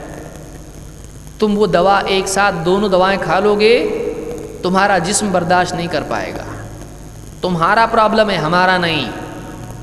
دوائی ہمارے پاس موجود ہے، دونوں دوائیاں صحیح ہیں، لیکن تمہارا جسم اس کو برداشت نہیں کر پائے گا. اس لیے تمہاری وجہ سے ہم نے ایسا کیا کہ پہلے وہ دوا دی، اب یہ دوا دے رہے ہیں. آپ کو معلوم نہیں تھا، ہم کو معلوم تھا. تمہاری بھلائی اس میں تب تھی، تمہاری بھلائی اس میں اب ہے. تو اس میں ہم کیا کہیں گے؟ ڈاکٹر کو معلوم نہیں دوائی کے بارے میں، پہلے کبھی کچھ دیتا بعد میں کچھ دیتا ہے. نہیں، وہ کہے گا ڈاکٹر کو تو زیادہ معلوم ہے. یہ اس کے علم کی دلیل ہے کہ وہ جانتا ہے کب کیا دینا ہے. تو نسخ کا مسئلہ نعوذ باللہ اللہ کے علم کا عیب نہیں ہے، بلکہ علم کا کمال ہے. وہ جانتا ہے بندے کو کس مرحلے میں کیا دینا چاہیے، اور یہ بندوں کی وجہ سے ہے، اللہ کی مجبوری نہیں ہے. یہ بندے کی مجبوری ہے کہ بندہ ایک ساتھ سب نہیں لے سکتا ہے. لہٰذا بندے کو جیسے ایک مریض ہوتا ہے، اس کو step by step, stage by stage دوائی دینی پڑتی ہے. اللہ تعالیٰ نے مرحلوں میں دین دیا، مرحلوں میں احکام دیے.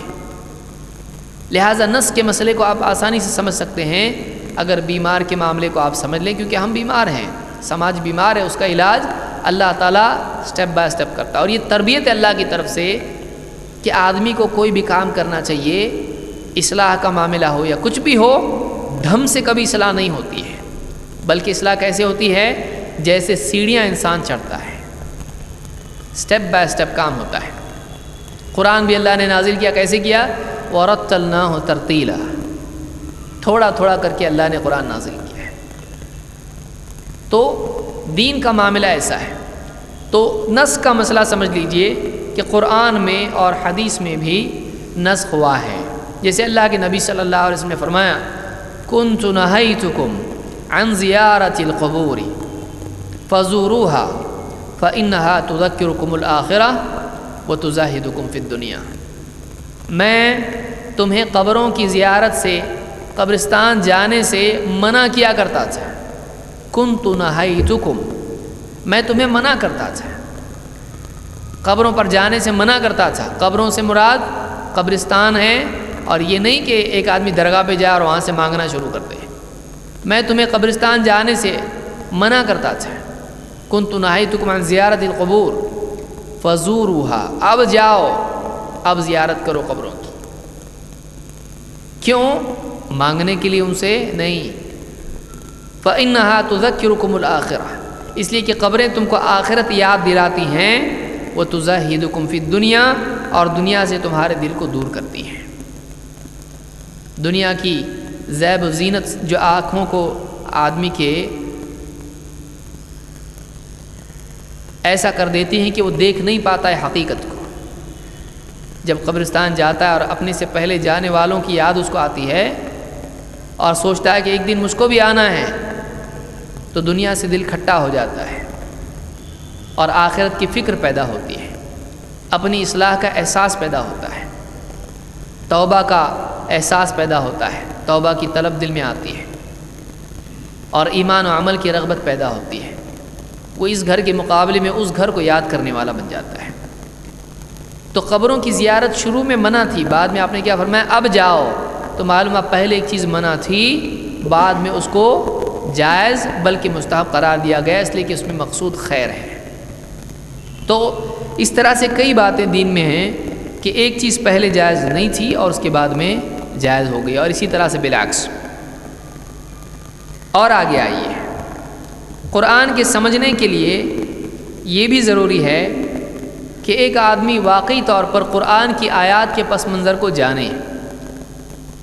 یہ شرط نہیں ہے، لیکن یہ ضروری ہے، اور یہ بہت ہی مددگار ہوتا ہے ان آیات کے صحیح سمجھنے کے لیے جن میں اللہ نے تفصیل بیان نہیں کی ہے۔ اللہ کے نبی صلی اللہ علیہ وسلم کی تفصیل، صحابہ کی تفصیل، یا سلف کی تفصیل۔ تفصیل، واقعے کا پس منظر، یہ کس بارے میں نازل ہوا؟ مثلا قرآن میں اللہ نے فرمایا الم تر کیف فعل ربک باصحاب الفیل، کیا تم نے دیکھا نہیں اللہ تعالیٰ نے ہاتھی والوں کے ساتھ میں کیا سلوک کیا؟ کیا تم نے دیکھا نہیں اللہ نے ہاتھی والوں کے ساتھ کیا معاملہ کیا؟ اب آپ سوچیں گے کہ کیا ہاتھی والے سبھی برے ہوتے ہیں؟ نہیں، ایک خاص واقعے کی طرف اشارہ ہے جس کی تفصیل قرآن میں نہیں ہے کہ کون، کہاں، کیا۔ یہ واقعہ کب ہوا؟ یہ واقعہ اللہ کے نبی صلی اللہ علیہ وسلم کی پیدائش سے تقریباً 2 مہینے بلکہ اس سے کم یعنی مدت میں ہوا ہے۔ آپ کی پیدائش سے 50 دن پہلے واقعہ ہوا ہے۔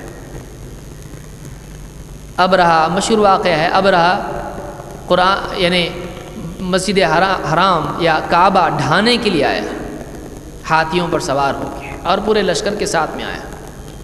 مقصود اس کا کیا تھا؟ کعبہ کو ڈھا دے۔ کیوں؟ کیونکہ یمن میں اس نے ایسا ہی کچھ کعبے کی طرح ایک عمارت بنائی تھی، وہ چاہتا تھا کہ لوگ اس طرف آئیں، ادھر نہیں۔ وہ اپنے بنائے ہوئی عمارت کو سینٹر بنانا چاہتا تھا، لہٰذا اس کا ڈھانا ضروری تھا، جو عربوں میں بالکل مقدس اور قابل احترام مانا جاتا تھا۔ وہ ڈھانے کے لیے آیا اور ہاتھیوں کی فوج کے ساتھ آیا۔ اللہ تعالیٰ نے چھوٹے چھوٹے پرندے بھیجے، ابابیل، بعض مفسرین نے کہا کہ ان کا نام ہی ابابیل تھا، اور وہ پرندے ان کی چونچ میں اور ان کے پنجوں میں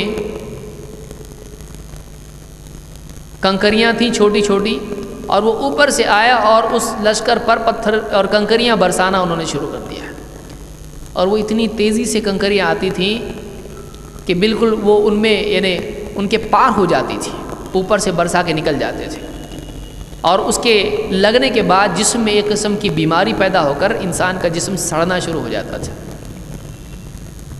ان کو اللہ تعالیٰ نے کھائے ہوئے بھوسے کی طرح کر دیا۔ قرآن میں اللہ نے واقعہ بہت ہی اختصار کے ساتھ کچھ آیتوں میں بیان کیا ہے، آپ اس کی تفصیل میں دیکھ سکتے ہیں۔ لیکن اگر ایک آدمی صرف اس واقعے کو پڑھ لے تو اس کو یہ معلوم نہیں ہوگا یہ ہاتھی والے کون تھے، کیوں آئے تھے، کیا غرض ان کی تھی، اور اللہ نے کیوں ایسا ان کے ساتھ میں کیا، ان کی چال کیا تھی، ان کا مقصود کیا تھا، کچھ بھی معلوم نہیں ہوگا۔ یہ ابابیل کیا تھے، کیا چیز ہے، یہ کچھ سمجھ میں نہیں آئے گا جب تک کہ اس واقعے کے سلسلے میں جو پس منظر ہے، ان آیتوں کا جو پس منظر ہے، جو ان آیتوں کے بارے میں جو بیک گراؤنڈ اس کا ہے، وہ اگر معلوم نہیں ہوگا آدمی سمجھ نہیں پائے گا واقعی بات کیا ہے۔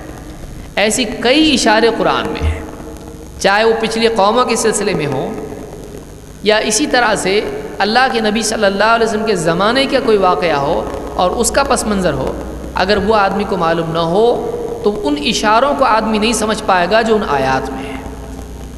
کیا تم نے اس آدمی کو نہیں دیکھا جو ایسا ہے؟ کیا ان لوگوں کے بارے میں تم تک خبر نہیں پہنچی جنہوں نے ایسا کیا؟ ایسی کئی آیتیں قرآن میں ہیں۔ ان آیتوں کے سمجھنے کے لیے واقعی صحیح فہم اگر آدمی کو چاہیے تو اس کے لیے ضروری ہے کہ ایک آدمی اس کے پس منظر کو اور جن کی طرف اشارہ کیا گیا ہے، جس واقعے یا جن لوگوں کی طرف اشارہ کیا گیا ہے، آدمی دیکھے کہ واقعی وہ کون ہے۔ اس کے بغیر کچھ بھی دل سے مطلب لینا آدمی کے لیے نقصان دہ ہو سکتا ہے۔ تو یہ 8ویں بات تھی اس میں۔ 9ویں بات، اور جو کہ پہلی ہونی چاہیے لیکن آخر میں اس کو ذکر کر رہا ہوں اس لیے کہ یہ اہم ضرور ہے، لیکن بعض اوقات اسی پر اکتفا لوگ کرتے ہیں، اسی لیے میں آخر میں اس کو بیان کر رہا ہوں۔ وہ کیا ہے؟ عربی زبان کی معرفت سے۔ عربی زبان کی معرفت سے اگر واقعی آدمی کو قرآن سمجھنا ہے تو اس کو چاہیے کہ وہ عربی زبان میں مہارت حاصل کرے، اچھی طرح سے، ایسی ادھوری اور لنگڑی عربی نہیں بلکہ پختہ عربی اس کو آنا چاہیے۔ بعض اوقات یعنی آدمی تھوڑی بہت عربی جانتا ہے اور یہ سمجھنے لگ جاتا ہے کہ میں ابن کثیر کا بدل بن گیا ہوں، میں ابن تیمیہ کا بدل بن گیا ہوں، میں ابن جریر الطبری کی جگہ آ گیا ہوں، میں فلاں ابن فلاں کی جگہ، اب مجھ کو کسی کی ضرورت نہیں ہے، میں خود ایک مفسر ہوں، اور تفسیر کرنا شروع کرتا ہے۔ قرآن میں اپنی رائے سے، مجرد رائے کی بنیاد پر گفتگو کرنا خود ایک گناہ ہے، نیکی نہیں۔ ابو بکر صدیق رضی اللہ عنہ کے سامنے وفاکہۃ وابا، یہ آیت جب ان سے پوچھی گئی، انہوں نے اس آیت کو پڑھا اور کہا کہ کون سا آسمان مجھ کو پناہ دے گا، کون سی زمین میرا بوجھ اٹھائے گی جب اللہ کی یعنی آیت، قرآن کی آیت کے سلسلے میں اللہ پر میں وہ کہنے لگوں جس کا مجھ کو علم نہیں ہے۔ اپنے دل سے ہمت کر کے شہرت کی طلب میں کوئی آدمی قرآن میں اپنی رائے سے کچھ کہے، وہ آدمی آخرت میں بہت پچھتائے گا۔ یہ اللہ پر جھوٹ باندھنے میں آتا ہے۔ لہٰذا آپ کسی بھی آیت پر گفتگو کریں تو پہلے دیکھ لیں کہ واقعی اس کی تفسیر کیا ہے۔ مفسرین نے آیات کی تفاسیر بیان کی ہیں، اور کون سے مفسر؟ وہ نہیں جو جینٹل مین ہوں، وہ نہیں جو اپنی رائے سے فلسفیانہ طور پر قرآن کی آیت کی تفسیر بیان کرتے ہیں، بلکہ وہ لوگ جو سلف کے پابند ہیں، جو قرآن کی آیات سے، احادیث سے، صحابہ کے اقوال سے، تابعین اور تبع تابعین اور خاص طور سے سلف میں جو معروف اہل علم ہیں، انہوں نے جو بات بیان کی ہے اس کا خلاصہ پیش کرتے ہوں یا ان کے اقوال ہی پیش کرتے ہوں، ان کی تفسیر ہے۔ بعض اوقات تھوڑی سی ماڈرن تفسیر بہت اچھی لگنے لگتی ہے کہ اس سے بہت اچھا لگتا ہے، ایک دم ماڈرن، ان کے بولنے میں بہت پاور ہے، آدمی کو چاہیے کہ اس سے بچے۔ مولانا مودودی کی تفہیم القرآن اور اسی طرح سے اسرار احمد صاحب کی تفسیر، اگرچہ یہ مشہور لوگ ہیں لیکن اس میں بہت ساری غلطیاں ہیں، لہٰذا اس سے بچنا چاہیے۔ اسی طرح سے دوسرے ہیں، اشرف علی تھانوی صاحب ہیں بیان القرآن، یا اسی طرح سے معارف القرآن مفتی محمد شفیع کی، یا اسی طرح سے اور احمد رضا خان صاحب ہیں جو کہ بہت ہی دور نکل گئے۔ تو یہ جو تفاسیر ہیں ان سے بچنا چاہیے۔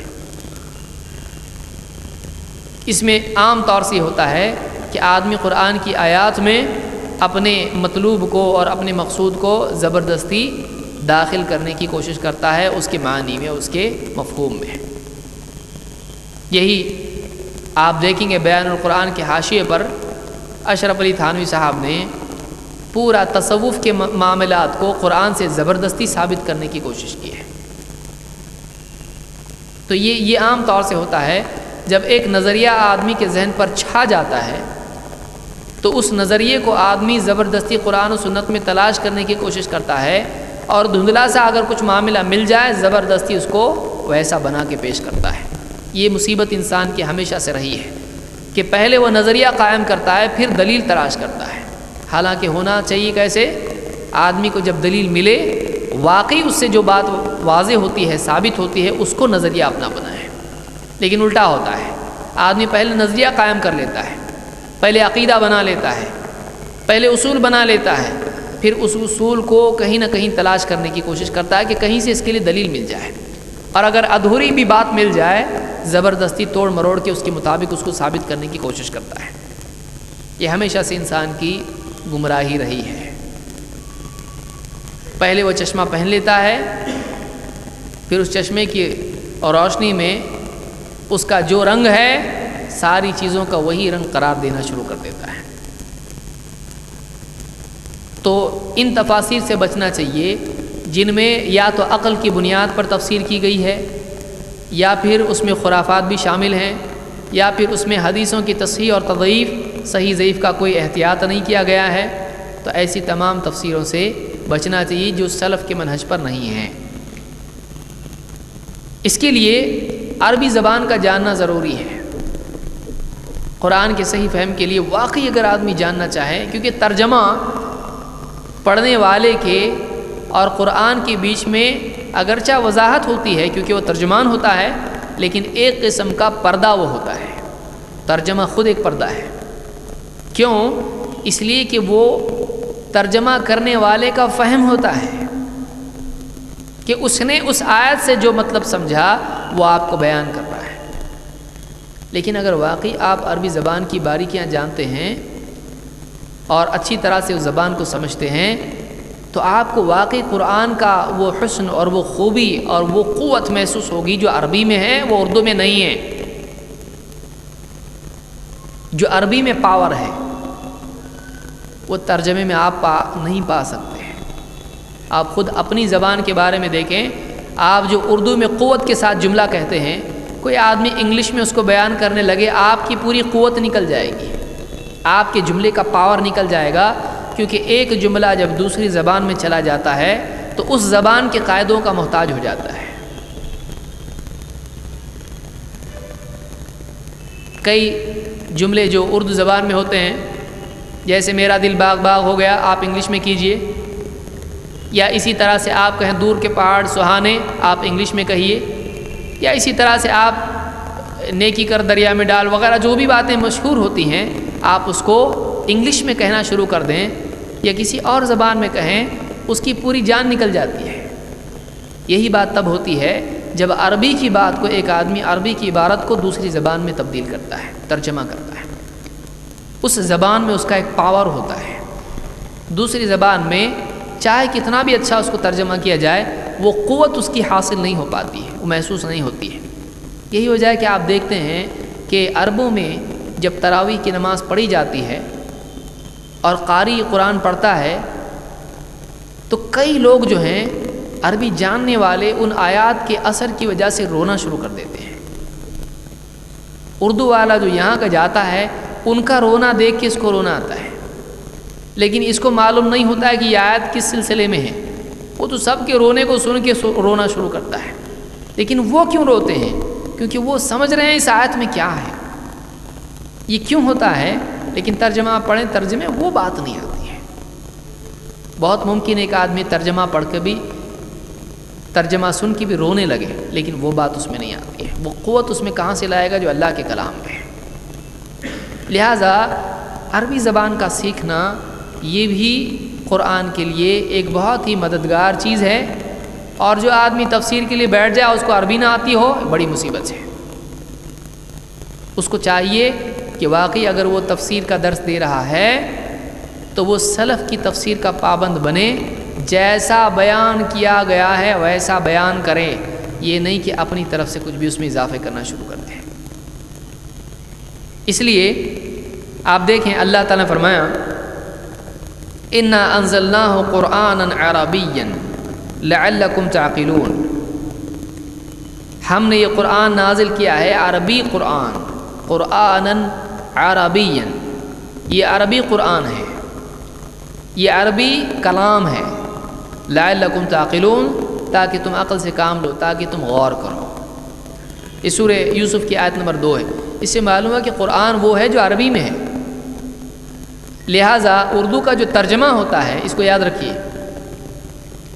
قرآن عربی میں ہے، جو اردو میں آپ ترجمہ کرتے ہیں وہ قرآن نہیں ہے، وہ قرآن کا ترجمہ ہے، اس کو آپ قرآن نہیں بول سکتے۔ قرآن وہی ہے جو لفظاً لفظاً اللہ کی طرف سے نازل ہوا ہے، اس کا ترجمہ ہے، وہ قرآن نہیں ہے۔ اس لیے بعض لوگ بولتے ہیں یہ احمد رضا خان کا قرآن ہے، یہ اشرف علی تھانوی کا قرآن ہے، یہ محمد جناح غنی صاحب کا قرآن ہے، تو یہ ان کا قرآن نہیں، یہ ترجمہ قرآن ہے۔ قرآن تو وہی جو اللہ کی طرف سے نازل ہوا ہے۔ اگر عربی نہیں آتی ہے اور ادھورے اصول آدمی کو معلوم ہے، پورے نہیں، کیونکہ آدھا علم انسان کا خود دشمن ہوتا ہے۔ جس کے پاس ادھورا علم ہے اس کو دشمن کی ضرورت نہیں ہے، وہ خود اس کا دشمن ہے، اس کو گمراہ کرنے والے کی ضرورت نہیں ہے۔ ادھورا علم خود گمراہی کے لیے کافی ہوتا ہے۔ اور پچھلی قوموں میں آپ دیکھیں، امت مسلمہ میں جتنے فرقے بنے، ان میں ایک بہت بڑی بات آپ کو دکھائی دے گی کہ ادھورے علم کی بنیاد پر انہوں نے عقیدے گھڑے اور انہوں نے ادھورے علم کی بنیاد پر اپنے لیے راستہ اختیار کیا۔ ادھورا علم بہت ہی خطرناک ہوتا ہے۔ مثال کے طور پر قرآن کریم میں اللہ نے فرمایا فَاجْتَنِبُوا الرِّجْسَ مِنَ الْأَوْثَانِ، فَاجْتَنِبُوا الرِّجْسَ مِنَ الْأَوْثَانِ، کہ اوثان وثن کہتے ہیں معبود کو، بت، ایسا بت جس کا ڈھانچہ نہ ہو، یعنی انسانی شکل وغیرہ اس کی نہ ہو، جیسے پیڑ ہے یا قبر ہے۔ اللہ کے نبی صلی اللہ علیہ وسلم نے فرمایا تھا اللہم لا تجعل قبری وثنا یعبد، اے اللہ میری قبر کو وثن نہ بنانا جس کی عبادت لوگ کرنے لگے۔ اسی طرح سے آپ نے گلے میں صلیب دیکھی عدی بن حاتم کی، تو کہا کہ اطرح عنک ھذا الوثن، اطرح عنک ھذا الوثن، اپنے گلے سے یہ وثن نکال پھینک۔ صلیب وثن ہے، لیکن انسان کی یا اسی طرح سے پرندے کی وغیرہ جو جانداروں کی صورت ہوتی ہے اس کو صنم کہا جاتا ہے۔ اس لیے ابراہیم علیہ السلام کے زمانے میں اصنام تھے۔ تو اب یہاں کہا جا رہا ہے فَاجْتَنِبُوا الرِّجْسَ مِنَ الْأَوْثَانِ، اوثان میں سے جو رجس ہیں ان سے بچو۔ اب ایک آدمی یہ سوچ سکتا ہے کہ ہاں من ادھورا قاعدہ، من تبعیض کے لیے ہوتا ہے، بعض، جیسے اللہ نے فرمایا وَمِنَ النَّاسِ مَن يَقُولُ آمَنَّا بِاللَّهِ وَبِالْيَوْمِ الْآخِرِ وَمَا هُمْ بِمُؤْمِنِينَ، لوگوں میں سے بعض ایسے ہیں جو کہتے ہیں کہ ہم اللہ پر آخرت پر ایمان لائے، حالانکہ وہ مومن نہیں ہیں۔ تو معلوم ہوا من کا مطلب ہوتا ہے کچھ، من کا مطلب ہوتا ہے کچھ، عربی زبان میں من تبعیض کے لیے آتا ہے، بعض کے لیے آتا ہے۔ اب یہاں پہ آدمی سوچے گا اللہ نے فرمایا من الاوثان، بتوں میں سے بعض جو ناپاک ہیں ان سے بچو، یعنی سارے بتوں سے بچنا نہیں ہے۔ ابھی کیا ہو رہا ہے، اس کو آدھا قاعدہ معلوم ہے، پورا نہیں معلوم۔ اس کو یہ نہیں معلوم ہے کہ من جنس کے لیے بھی آتا ہے، کہ جو بت جو کہ خود نجس ہیں ان سے بچو۔ تو من تمام کے لیے بھی آتا ہے عربی زبان میں، اس کے اشارے خود قرآن میں بھی ہیں، اور اصول اگر عربی زبان کے آدمی دیکھے اس کو معلوم پڑے گا۔ تو من عربی زبان میں اس اعتبار سے بھی آتا ہے کہ وہ جنس کے لیے آتا ہے، فلاں چیز اس کی تمام قسمیں اس کے لیے بھی من آتا ہے، اور بعض کے لیے بھی آتا ہے۔ اگر آدمی کو یہ فرق اور یہ ایک اور قاعدہ جو عربی زبان کا اگر معلوم نہیں ہوگا تو آدمی یہ مطلب لے گا کہ سارے بت برے نہیں ہوتے ہیں، کچھ بت برے ہوتے ہیں۔ کیوں؟ اس لیے کہ یہاں من آ رہا ہے۔ اب ادھورا قاعدہ اور غلط فہم آدمی کو عربی زبان ادھوری جاننے کے باوجود گمراہ کرے گا۔ آدھی آتی آدھی نہیں آتی، آدمی کو اگر کوئی چیز آدھی دکھائی دے اور آدھی نہیں دکھائی دے، آپ بتائیے پورا فیصلہ کر سکتا ہے؟ وہ نہیں کر سکتا ہے۔ لہٰذا عربی زبان میں ادھوری عربی پر قناعت کرنا، پختگی نہ ہونا اور اسی پر آدمی کے فیصلے کرنا، یہ بھی بہت خطرناک ہے۔ اسی طرح سے قرآن میں بہت ساری باتیں ایسی ہیں جو متشابہات ہیں۔ ایک بات ایک جگہ مجمل ہوتی ہے اور دوسری جگہ اس کی تفصیل ہوتی ہے، اس کی واضح آیت ہوتی ہے۔ جیسے مثال کے طور پر آپ دیکھیں، یہ بہت بڑا موضوع ہے متشابہات کا، اس میں کچھ اشارے آسانی سے سمجھانے کے لیے آپ کو بتا رہا ہوں۔ ایک تو یہ کہ مثال کے طور پر قرآن میں اللہ تعالیٰ نے نحن کا لفظ ذکر کیا ہے، انا نحن نزلنا الذکر وانا لہ لحافظون، بے شک ہم نے قرآن کو نازل کیا ہے، ہم نے، اور ہم ہی اس کے محافظ ہیں، ہم ہی اس کے محافظ ہیں۔ یہاں پر آدمی کہنے لگے نحن جمع کے لیے آتا ہے عربی زبان میں، تو عیسائی ان آیتوں سے، اس طرح کی آیتوں سے جس میں نحن کا لفظ آیا ہے، اور عربی زبان میں نحن کا مطلب کیا ہوتا ہے؟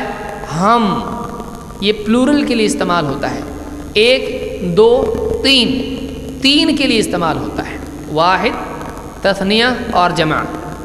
اب کوئی آدمی اسے ثابت کرنے لگے کہ دیکھیے کہ جو عیسائی تین خدا کہتے ہیں، قرآن میں خود اللہ نے انا کی بجائے نحن کہا ہے، تو عیسائیوں کا عقیدہ کوئی آدمی سے ثابت کرنے لگے اور لوگ کہتے ہیں اس طرح سے، ہم، اللہ نے ہم کیوں کہا؟ اللہ تو ایک ہے۔ لیکن قرآن کی یہ آیت، اس میں اشتباہ ہے، اس میں شبہ ہے، کیونکہ عربی کے قاعدے کے اعتبار سے جمع بھی اس میں آ رہا ہے، لیکن کیا واقعی یہ معنی جمع کے ہیں؟ کیونکہ عربی زبان کی واقفیت نہ رکھنے کی وجہ سے یہ شبہ پیدا ہو رہا ہے۔ عربی زبان میں اگر واحد تعظیم کے لیے لانا ہو تو نہ صرف عربی میں بلکہ انگلش اور اردو میں بھی ہم، وی، ایک رائل پلورل ہوتا ہے۔ بادشاہ جب کہتا ہے تو وہ میں کی جگہ ہم بھی کہتا ہے۔ یہ ایسا واحد ہے جو تعظیم کے لیے آتا ہے۔ جیسے ہم بھی کہتے ہیں ہم نے ایسا کہا، تو بعض اوقات آدمی اس طرح سے بھی احتراماً ایسا کہتا ہے، بلکہ چھوٹے بچے اسکول میں ایسا کہتے ہیں، سر ہم نے ایسا کیے، تو وہ واحد مراد ہوتا ہے اس سے، کیونکہ اردو میں اس کی گنجائش ہے، یہی گنجائش عربی میں ہے، لیکن یہ آدمی نہیں جانتا ہے، یہ آدھی عربی جانتا ہے، لہٰذا اس نے کیا کر دیا؟ اس کو جمع بنا دیا۔ اسی طرح سے آپ دیکھیں گے کہ قرآن کی واضح آیت ہے، قل هو اللہ احد، کہو اللہ ایک ہے، اللہ یکتا ہے، سب سے الگ ہے، واحد ہے۔ اسی طرح سے قرآن میں اللہ نے کہا ہے کہ وَلَا تَقُولُوا ثَلَاثَةً، تین تین مت کہو، تین معبود، جیسے عیسائی کہتے ہیں اللہ کے بارے میں تین، وہ تین ہے، مت کہو، یہ واضح آیت ہے۔ لیکن آدمی اس آیت کو چھوڑ کر یہ آیت لے لے جس میں نحن کا ذکر ہے اور جمع ثابت کرنے لگے، یہ آدمی کیا کر رہا ہے؟ واضح کو چھوڑ کر غیر واضح کو لے رہا ہے۔ تو یہ اصول یاد رکھیں، قرآن کی آیتوں میں کچھ آیات واضح ہیں جس میں بعض اوقات دوسرے معنی لینے کی گنجائش ہوتی ہے، بعض آیتیں واضح نہیں ہیں جس میں دوسرے معنی لینے کی گنجائش ہوتی ہے، اور بعض آیتیں بالکل واضح ہیں جو ان دوسرے معنی کی تردید کرتا ہے، اس بات کو اور زیادہ کلیئر کر دیتا ہے جس میں شبہ باقی نہیں رہتا ہے کہ یہ مطلب ہے یا یہ مطلب ہے۔ تو کیا کیا جائے؟ غیر واضح کو واضح کتابی کیا جائے، غیر واضح کو واضح کتابی کیا جائے، ان کلیئر کو کلیئر کتابی کیا جائے، غیر صریح کو صریح کتابی کیا جائے، یہ ہونا چاہیے۔ اللہ تعالیٰ فرماتا ہے هو الذي انزل عليك الكتاب منه آيات محكمات هن ام الكتاب واخر متشابهات، وہی اللہ ہے جس نے کتاب نازل کی تم پر اے نبی، اس میں آیتیں ہیں جو محکمات ہیں۔ انشاءاللہ کسی مستقل درس میں محکمات اور متشابہات کی تفصیل بیان کی جائے گی، یہ موقع نہیں ہے اس لیے کہ یہ بہت بڑا موضوع ہے۔ ابن تیمیہ رحمۃ اللہ علیہ نے دوسرے مفسرین نے بہت اچھی طرح سے اس کو واضح کیا ہے۔ منہ آیات و محکمات، اس میں کچھ محکمات آیات ہیں، واضح آیات ہیں، ٹھوس آیتیں ہیں، پختہ آیات ہیں۔ ہن ام الکتاب، یہ کتاب کی اصل ہیں، وَأُخَرُ متشابہات، اور دوسری آیات ہیں جو متشابہات ہیں۔ تشابہ کا مطلب ہوتا ہے کہ جس میں متشابہ یہ بھی دونوں کی گنجائش ہے، متشابہات۔ فَأَمَّا الَّذِينَ فِي قُلُوبِهِمْ زَيْغٌ، لہٰذا وہ لوگ جن کے دلوں میں ٹیڑھا پن ہے، فَيَتَّبِعُونَ مَا تَشَابَهَ مِنْهُ ابْتِغَاءَ الْفِتْنَةِ وَابْتِغَاءَ تَأْوِيلِهِ، تو وہ لوگ جن کے دلوں میں ٹیڑھا پن ہے وہ ایسی آیتوں کی پیروی، ایسی آیتوں کے پیچھے پڑ جاتے ہیں جن میں تشابہ ہے، جن میں وضاحت نہیں ہے۔ کیوں؟ ابتغاء الفتنتی، فتنہ تلاش کرتے ہوئے، فتنے پیدا کرنے کی چاہت میں، وابتغاء تأویلہ، اور اس کی اپنی طرف سے تأویل بیان کرنے کے لیے، اپنی تأویل دل میں جو آئی اس کو بیان کرتے ہیں۔ مقصود کیا ہوتا ہے؟ فتنہ ہوتا ہے، شر ہوتا ہے، خیر نہیں۔ وما يعلم تأویلہ الا اللہ، اس کی تأویل اللہ کے سوا کوئی نہیں جانتا ہے، اس کے حقیقی معنی، واقعی بات کیا ہے وہ اللہ کے سوا کوئی نہیں جانتا ہے۔ جیسے قرآن میں اللہ نے بیان کیا کہ بل یداہ مبسوطتان ينفق کیف یشاء، بلکہ اللہ کے دونوں ہاتھ پھیلے ہوئے ہیں، جیسا چاہتا ہے خرچ کرتا ہے۔ لہٰذا ہاتھ کے معنی ہم جانتے ہیں، ہاتھ ہی ہیں، ہم اس کی تأویل نہیں کرتے ہیں کہ ہاتھ کا مطلب قدرت ہے، ہم کہتے ہیں ہاتھ کا مطلب ہاتھ۔ کیسا ہاتھ؟ کیا مخلوق کی طرح ہاتھ؟ نہیں، اللہ کا ہاتھ اللہ کی شان، اللہ کی عظمت کے مطابق ہے، وہ اللہ کا ہاتھ ہے، بندے کا نہیں۔ کیسا ہے؟ اللہ بہتر جانتا ہے۔ ہاتھ ہی ہے یا کچھ اور؟ ہاتھ ہی ہے، ہاتھ ہے، لیکن اللہ کا ہے، ہم نہیں جانتے کیسا۔ لیکن بعض لوگ اس کو مخلوق کے مشابہ کر دیتے ہیں، یا بعض لوگ اس کی تأویل کر کے کچھ کا کچھ مطلب اس کا کر دیتے ہیں۔ تو ایسا معاملہ بہت ساری آیتوں کے ساتھ گمراہ لوگ کرتے ہیں۔ وَمَا يَعْلَمُ تَأْوِيلَهُ إِلَّا اللَّهُ، اور اس کے حقیقی معنی اللہ کے سوا اور کوئی نہیں جانتا ہے، اس کی تأویل اللہ کے سوا کوئی نہیں جانتا ہے۔ وَالرَّاسِخُونَ فِي الْعِلْمِ يَقُولُونَ آمَنَّا بِهِ كُلٌّ مِّنْ عِندِ رَبِّنَا، اور جو علم میں گہرے ہیں وہ کہتے ہیں کہ ہم اس پر ایمان لے آئے، کل من عند ربنا، یہ ساری کی ساری باتیں اللہ ہمارے رب کی طرف سے ہیں۔ وما یذکر الا اولو الالباب، اور غور و فکر اور نصیحت ماننے والے تو وہی لوگ ہوتے ہیں جو عقل مند ہیں۔ آل عمران آیت نمبر 7۔ تو اس آیت سے معلوم ہوا کہ جن لوگوں کے دلوں میں ٹیڑھا پن ہے وہ اپنی طرف سے آیتوں کے معنی بیان کرتے ہیں اور محکمات کو چھوڑ کے متشابہات کے پیچھے پڑتے ہیں۔ اگلے درس میں ہم انشاءاللہ بعض تنبیہات اس سلسلے میں قرآن کے سمجھنے میں کیا ہے دیکھیں گے، اور یہ میں سمجھتا ہوں اگلا درس ہمارا اس سلسلے کا آخری درس ہوگا، اور اس کے بعد امتحان وغیرہ کی تفصیل بتائی جائے گی۔ کچھ سوالات ہیں، حج اور عمرہ کے وقت وہاں پر فرض کے علاوہ سنت مؤکدہ پڑھ سکتے ہیں کہ یا نہیں؟ دیکھیے، جو آدمی سفر میں ہے اس کے لیے سنتیں پڑھنا یہ سنت نہیں ہے، اس کو چاہیے کہ صرف فرائض پر اکتفا کرے۔ اگر وہ تہجد اور نوافل وغیرہ کا اہتمام کرتا ہے تو اس کے لیے گنجائش ہے، وہ نوافل پڑھ سکتا ہے، لیکن فرض سے پہلے اور بعد کی جو سنتیں ہیں یہ مسافر پر نہیں ہے۔ ہاں، اگر وہاں کئی دنوں کے لیے جاتا ہے، یعنی 20 دن تک وہاں رکتا ہے، تو پھر وہ مقیم ہو جاتا ہے، پھر وہ وہاں پر وہ پڑھے گا، سنتیں بھی پڑھے گا۔ اگر 20 دن رکتا ہے وہ مقیم ہے، مسافر نہیں، پہلے دن سے ہی سنتیں پڑھنا شروع کرے گا اور پوری نماز پڑھے گا۔ قرآن کی قرأت کی مقابلے کرنا اور ان میں سے سب سے اچھی قرأت کرنے والے کو انعامات سے نوازنا، کیا یہ عمل جائز ہے؟ اہل علم سب کا اتفاق اس میں ہے، جہاں تک کہ میرا علم ہے، کہ اس میں انہوں نے اس کو برا نہیں سمجھایا، بشرطے کہ اس میں طالب علم کے لیے ریاکاری وغیرہ یعنی سے ان کو تنبیہ کی جائے، اور اس میں علم کا امتحان لینا خود اللہ کے نبی صلی اللہ علیہ وسلم سے ثابت ہے اور صحابہ سے بھی ثابت ہے، اور سلف ہمیشہ ایسا کرتے آئے ہیں۔ آپ نے خود صحابہ سے پوچھا، بتاؤ وہ پیڑ کون سا ہے جس کی مثال مومن کی طرح ہے اور اس کے پتے جھڑتے نہیں اور ہر موسم میں پھل دیتا ہے؟ تو اس طرح سے علم کا اظہار یا علم کا یعنی اس طرح سے سوال کرنا اور لوگوں کے جوابات سامنے لانا اور اس طرح سے قرآن پڑھنے کے لیے کہنا کسی کو، اس میں کوئی حرج نہیں ہے، بشرطے کہ اس میں ریاکاری نہ ہو۔ لیکن اگر اس میں ریاکاری والا معاملہ ہوتا ہے، دیکھیے ایک ہے کہ قرآن پڑھ کے کسی کو پڑھنے کے لیے کہا جائے تاکہ دوسروں کو رغبت ہو، جیسے بچوں کے مقابلے ہوں اور لوگ سنیں تاکہ ان کو بھی احساس ہو قرآن کا سیکھنا کتنا ضروری ہے، اور اسی طرح سے وہ لوگ خود اپنے قرآن کی اصلاح کریں، اگر یہ مقصود ہے تو ٹھیک ہے۔ لیکن اگر ایک دوسرے کی قرأت سے بہتر پڑھ کے اپنا نام کمانے کی بات ہو تو یہ جائز نہیں ہے۔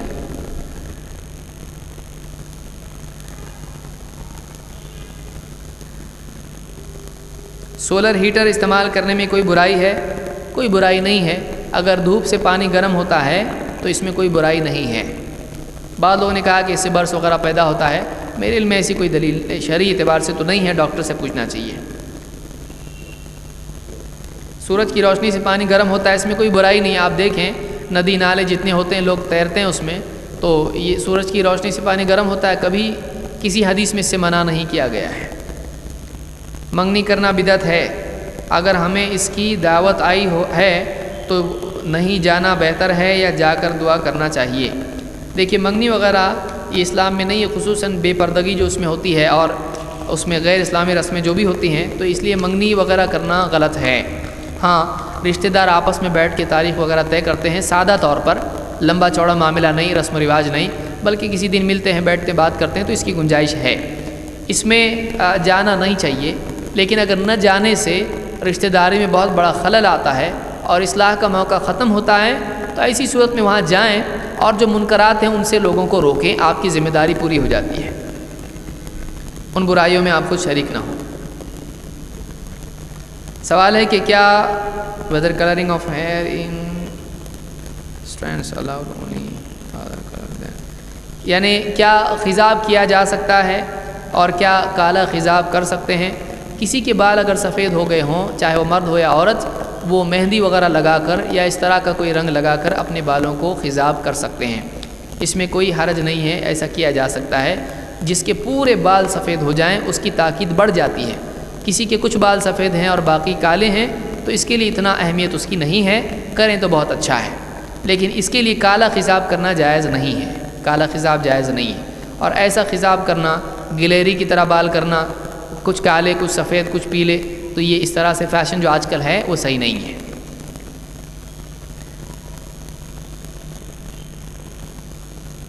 کیا کھڑے ہو کر پانی پینا صحیح ہے یا نہیں؟ میں سمجھتا ہوں یہی سوال ہے اس میں۔ تو کھڑے ہو کر پانی پینا صحیح نہیں ہے، پانی بیٹھ کر پینا چاہیے، چاہے وہ زمزم ہو یا کوئی اور پانی ہو، تو پانی اور کھانا بیٹھ کر ہی ہونا چاہیے۔ بہت سارے دعوتوں میں لوگ جاتے ہیں اور گھوم پھر کے کھاتے ہیں، یہ جائز نہیں ہے، یہ جائز نہیں ہے۔ ٹیبل رکھا ہوتا ہے اور گھومتے پھرتے کھاتے ہیں، تو اس طرح سے جانوروں کی طرح کھانے کی گنجائش اسلام میں نہیں ہے، بیٹھ کر انسان کی طرح کھانا چاہیے۔ پانی کے سلسلے میں علماء میں اختلاف ہے، بعض علماء کہتے ہیں کہ بیٹھ کر پینا افضل ہے، کھڑے ہو کر پینا جائز ہے، اور بعض علماء کہتے ہیں کہ بیٹھ کر پینا لازم ہے اور کھڑے ہو کر پینا جائز نہیں ہے، اور زیادہ صحیح بات یہی ہے کہ بیٹھ کر پینا لازم ہے، اس لیے کہ اللہ کے نبی صلی اللہ علیہ وسلم نے ایک آدمی کو کھڑے ہو کر پیتے دیکھا تو کہا کہ کیا تو چاہتا ہے تیرے ساتھ بلی پیے؟ اس نے کہا نہیں، آپ نے کہا تجھ سے اس سے برے شیطان نے پیا، تیرے ساتھ اس نے شیطان نے پانی پیا ہے۔ تو اس حدیث سے معلوم، یہ مسند احمد کی حدیث ہے، اس سے معلوم ہوتا ہے کہ شیطان کا شریک کرنا جائز نہیں ہے کھانے میں اور نہ پینے میں، اس لیے بیٹھ کر پینا چاہیے، کھڑے ہو کر نہیں۔ شیخ البانی نے صحیحہ میں یہ روایت ذکر کی ہے۔ اقول قولی ھذا واستغفر اللہ لی ولکم۔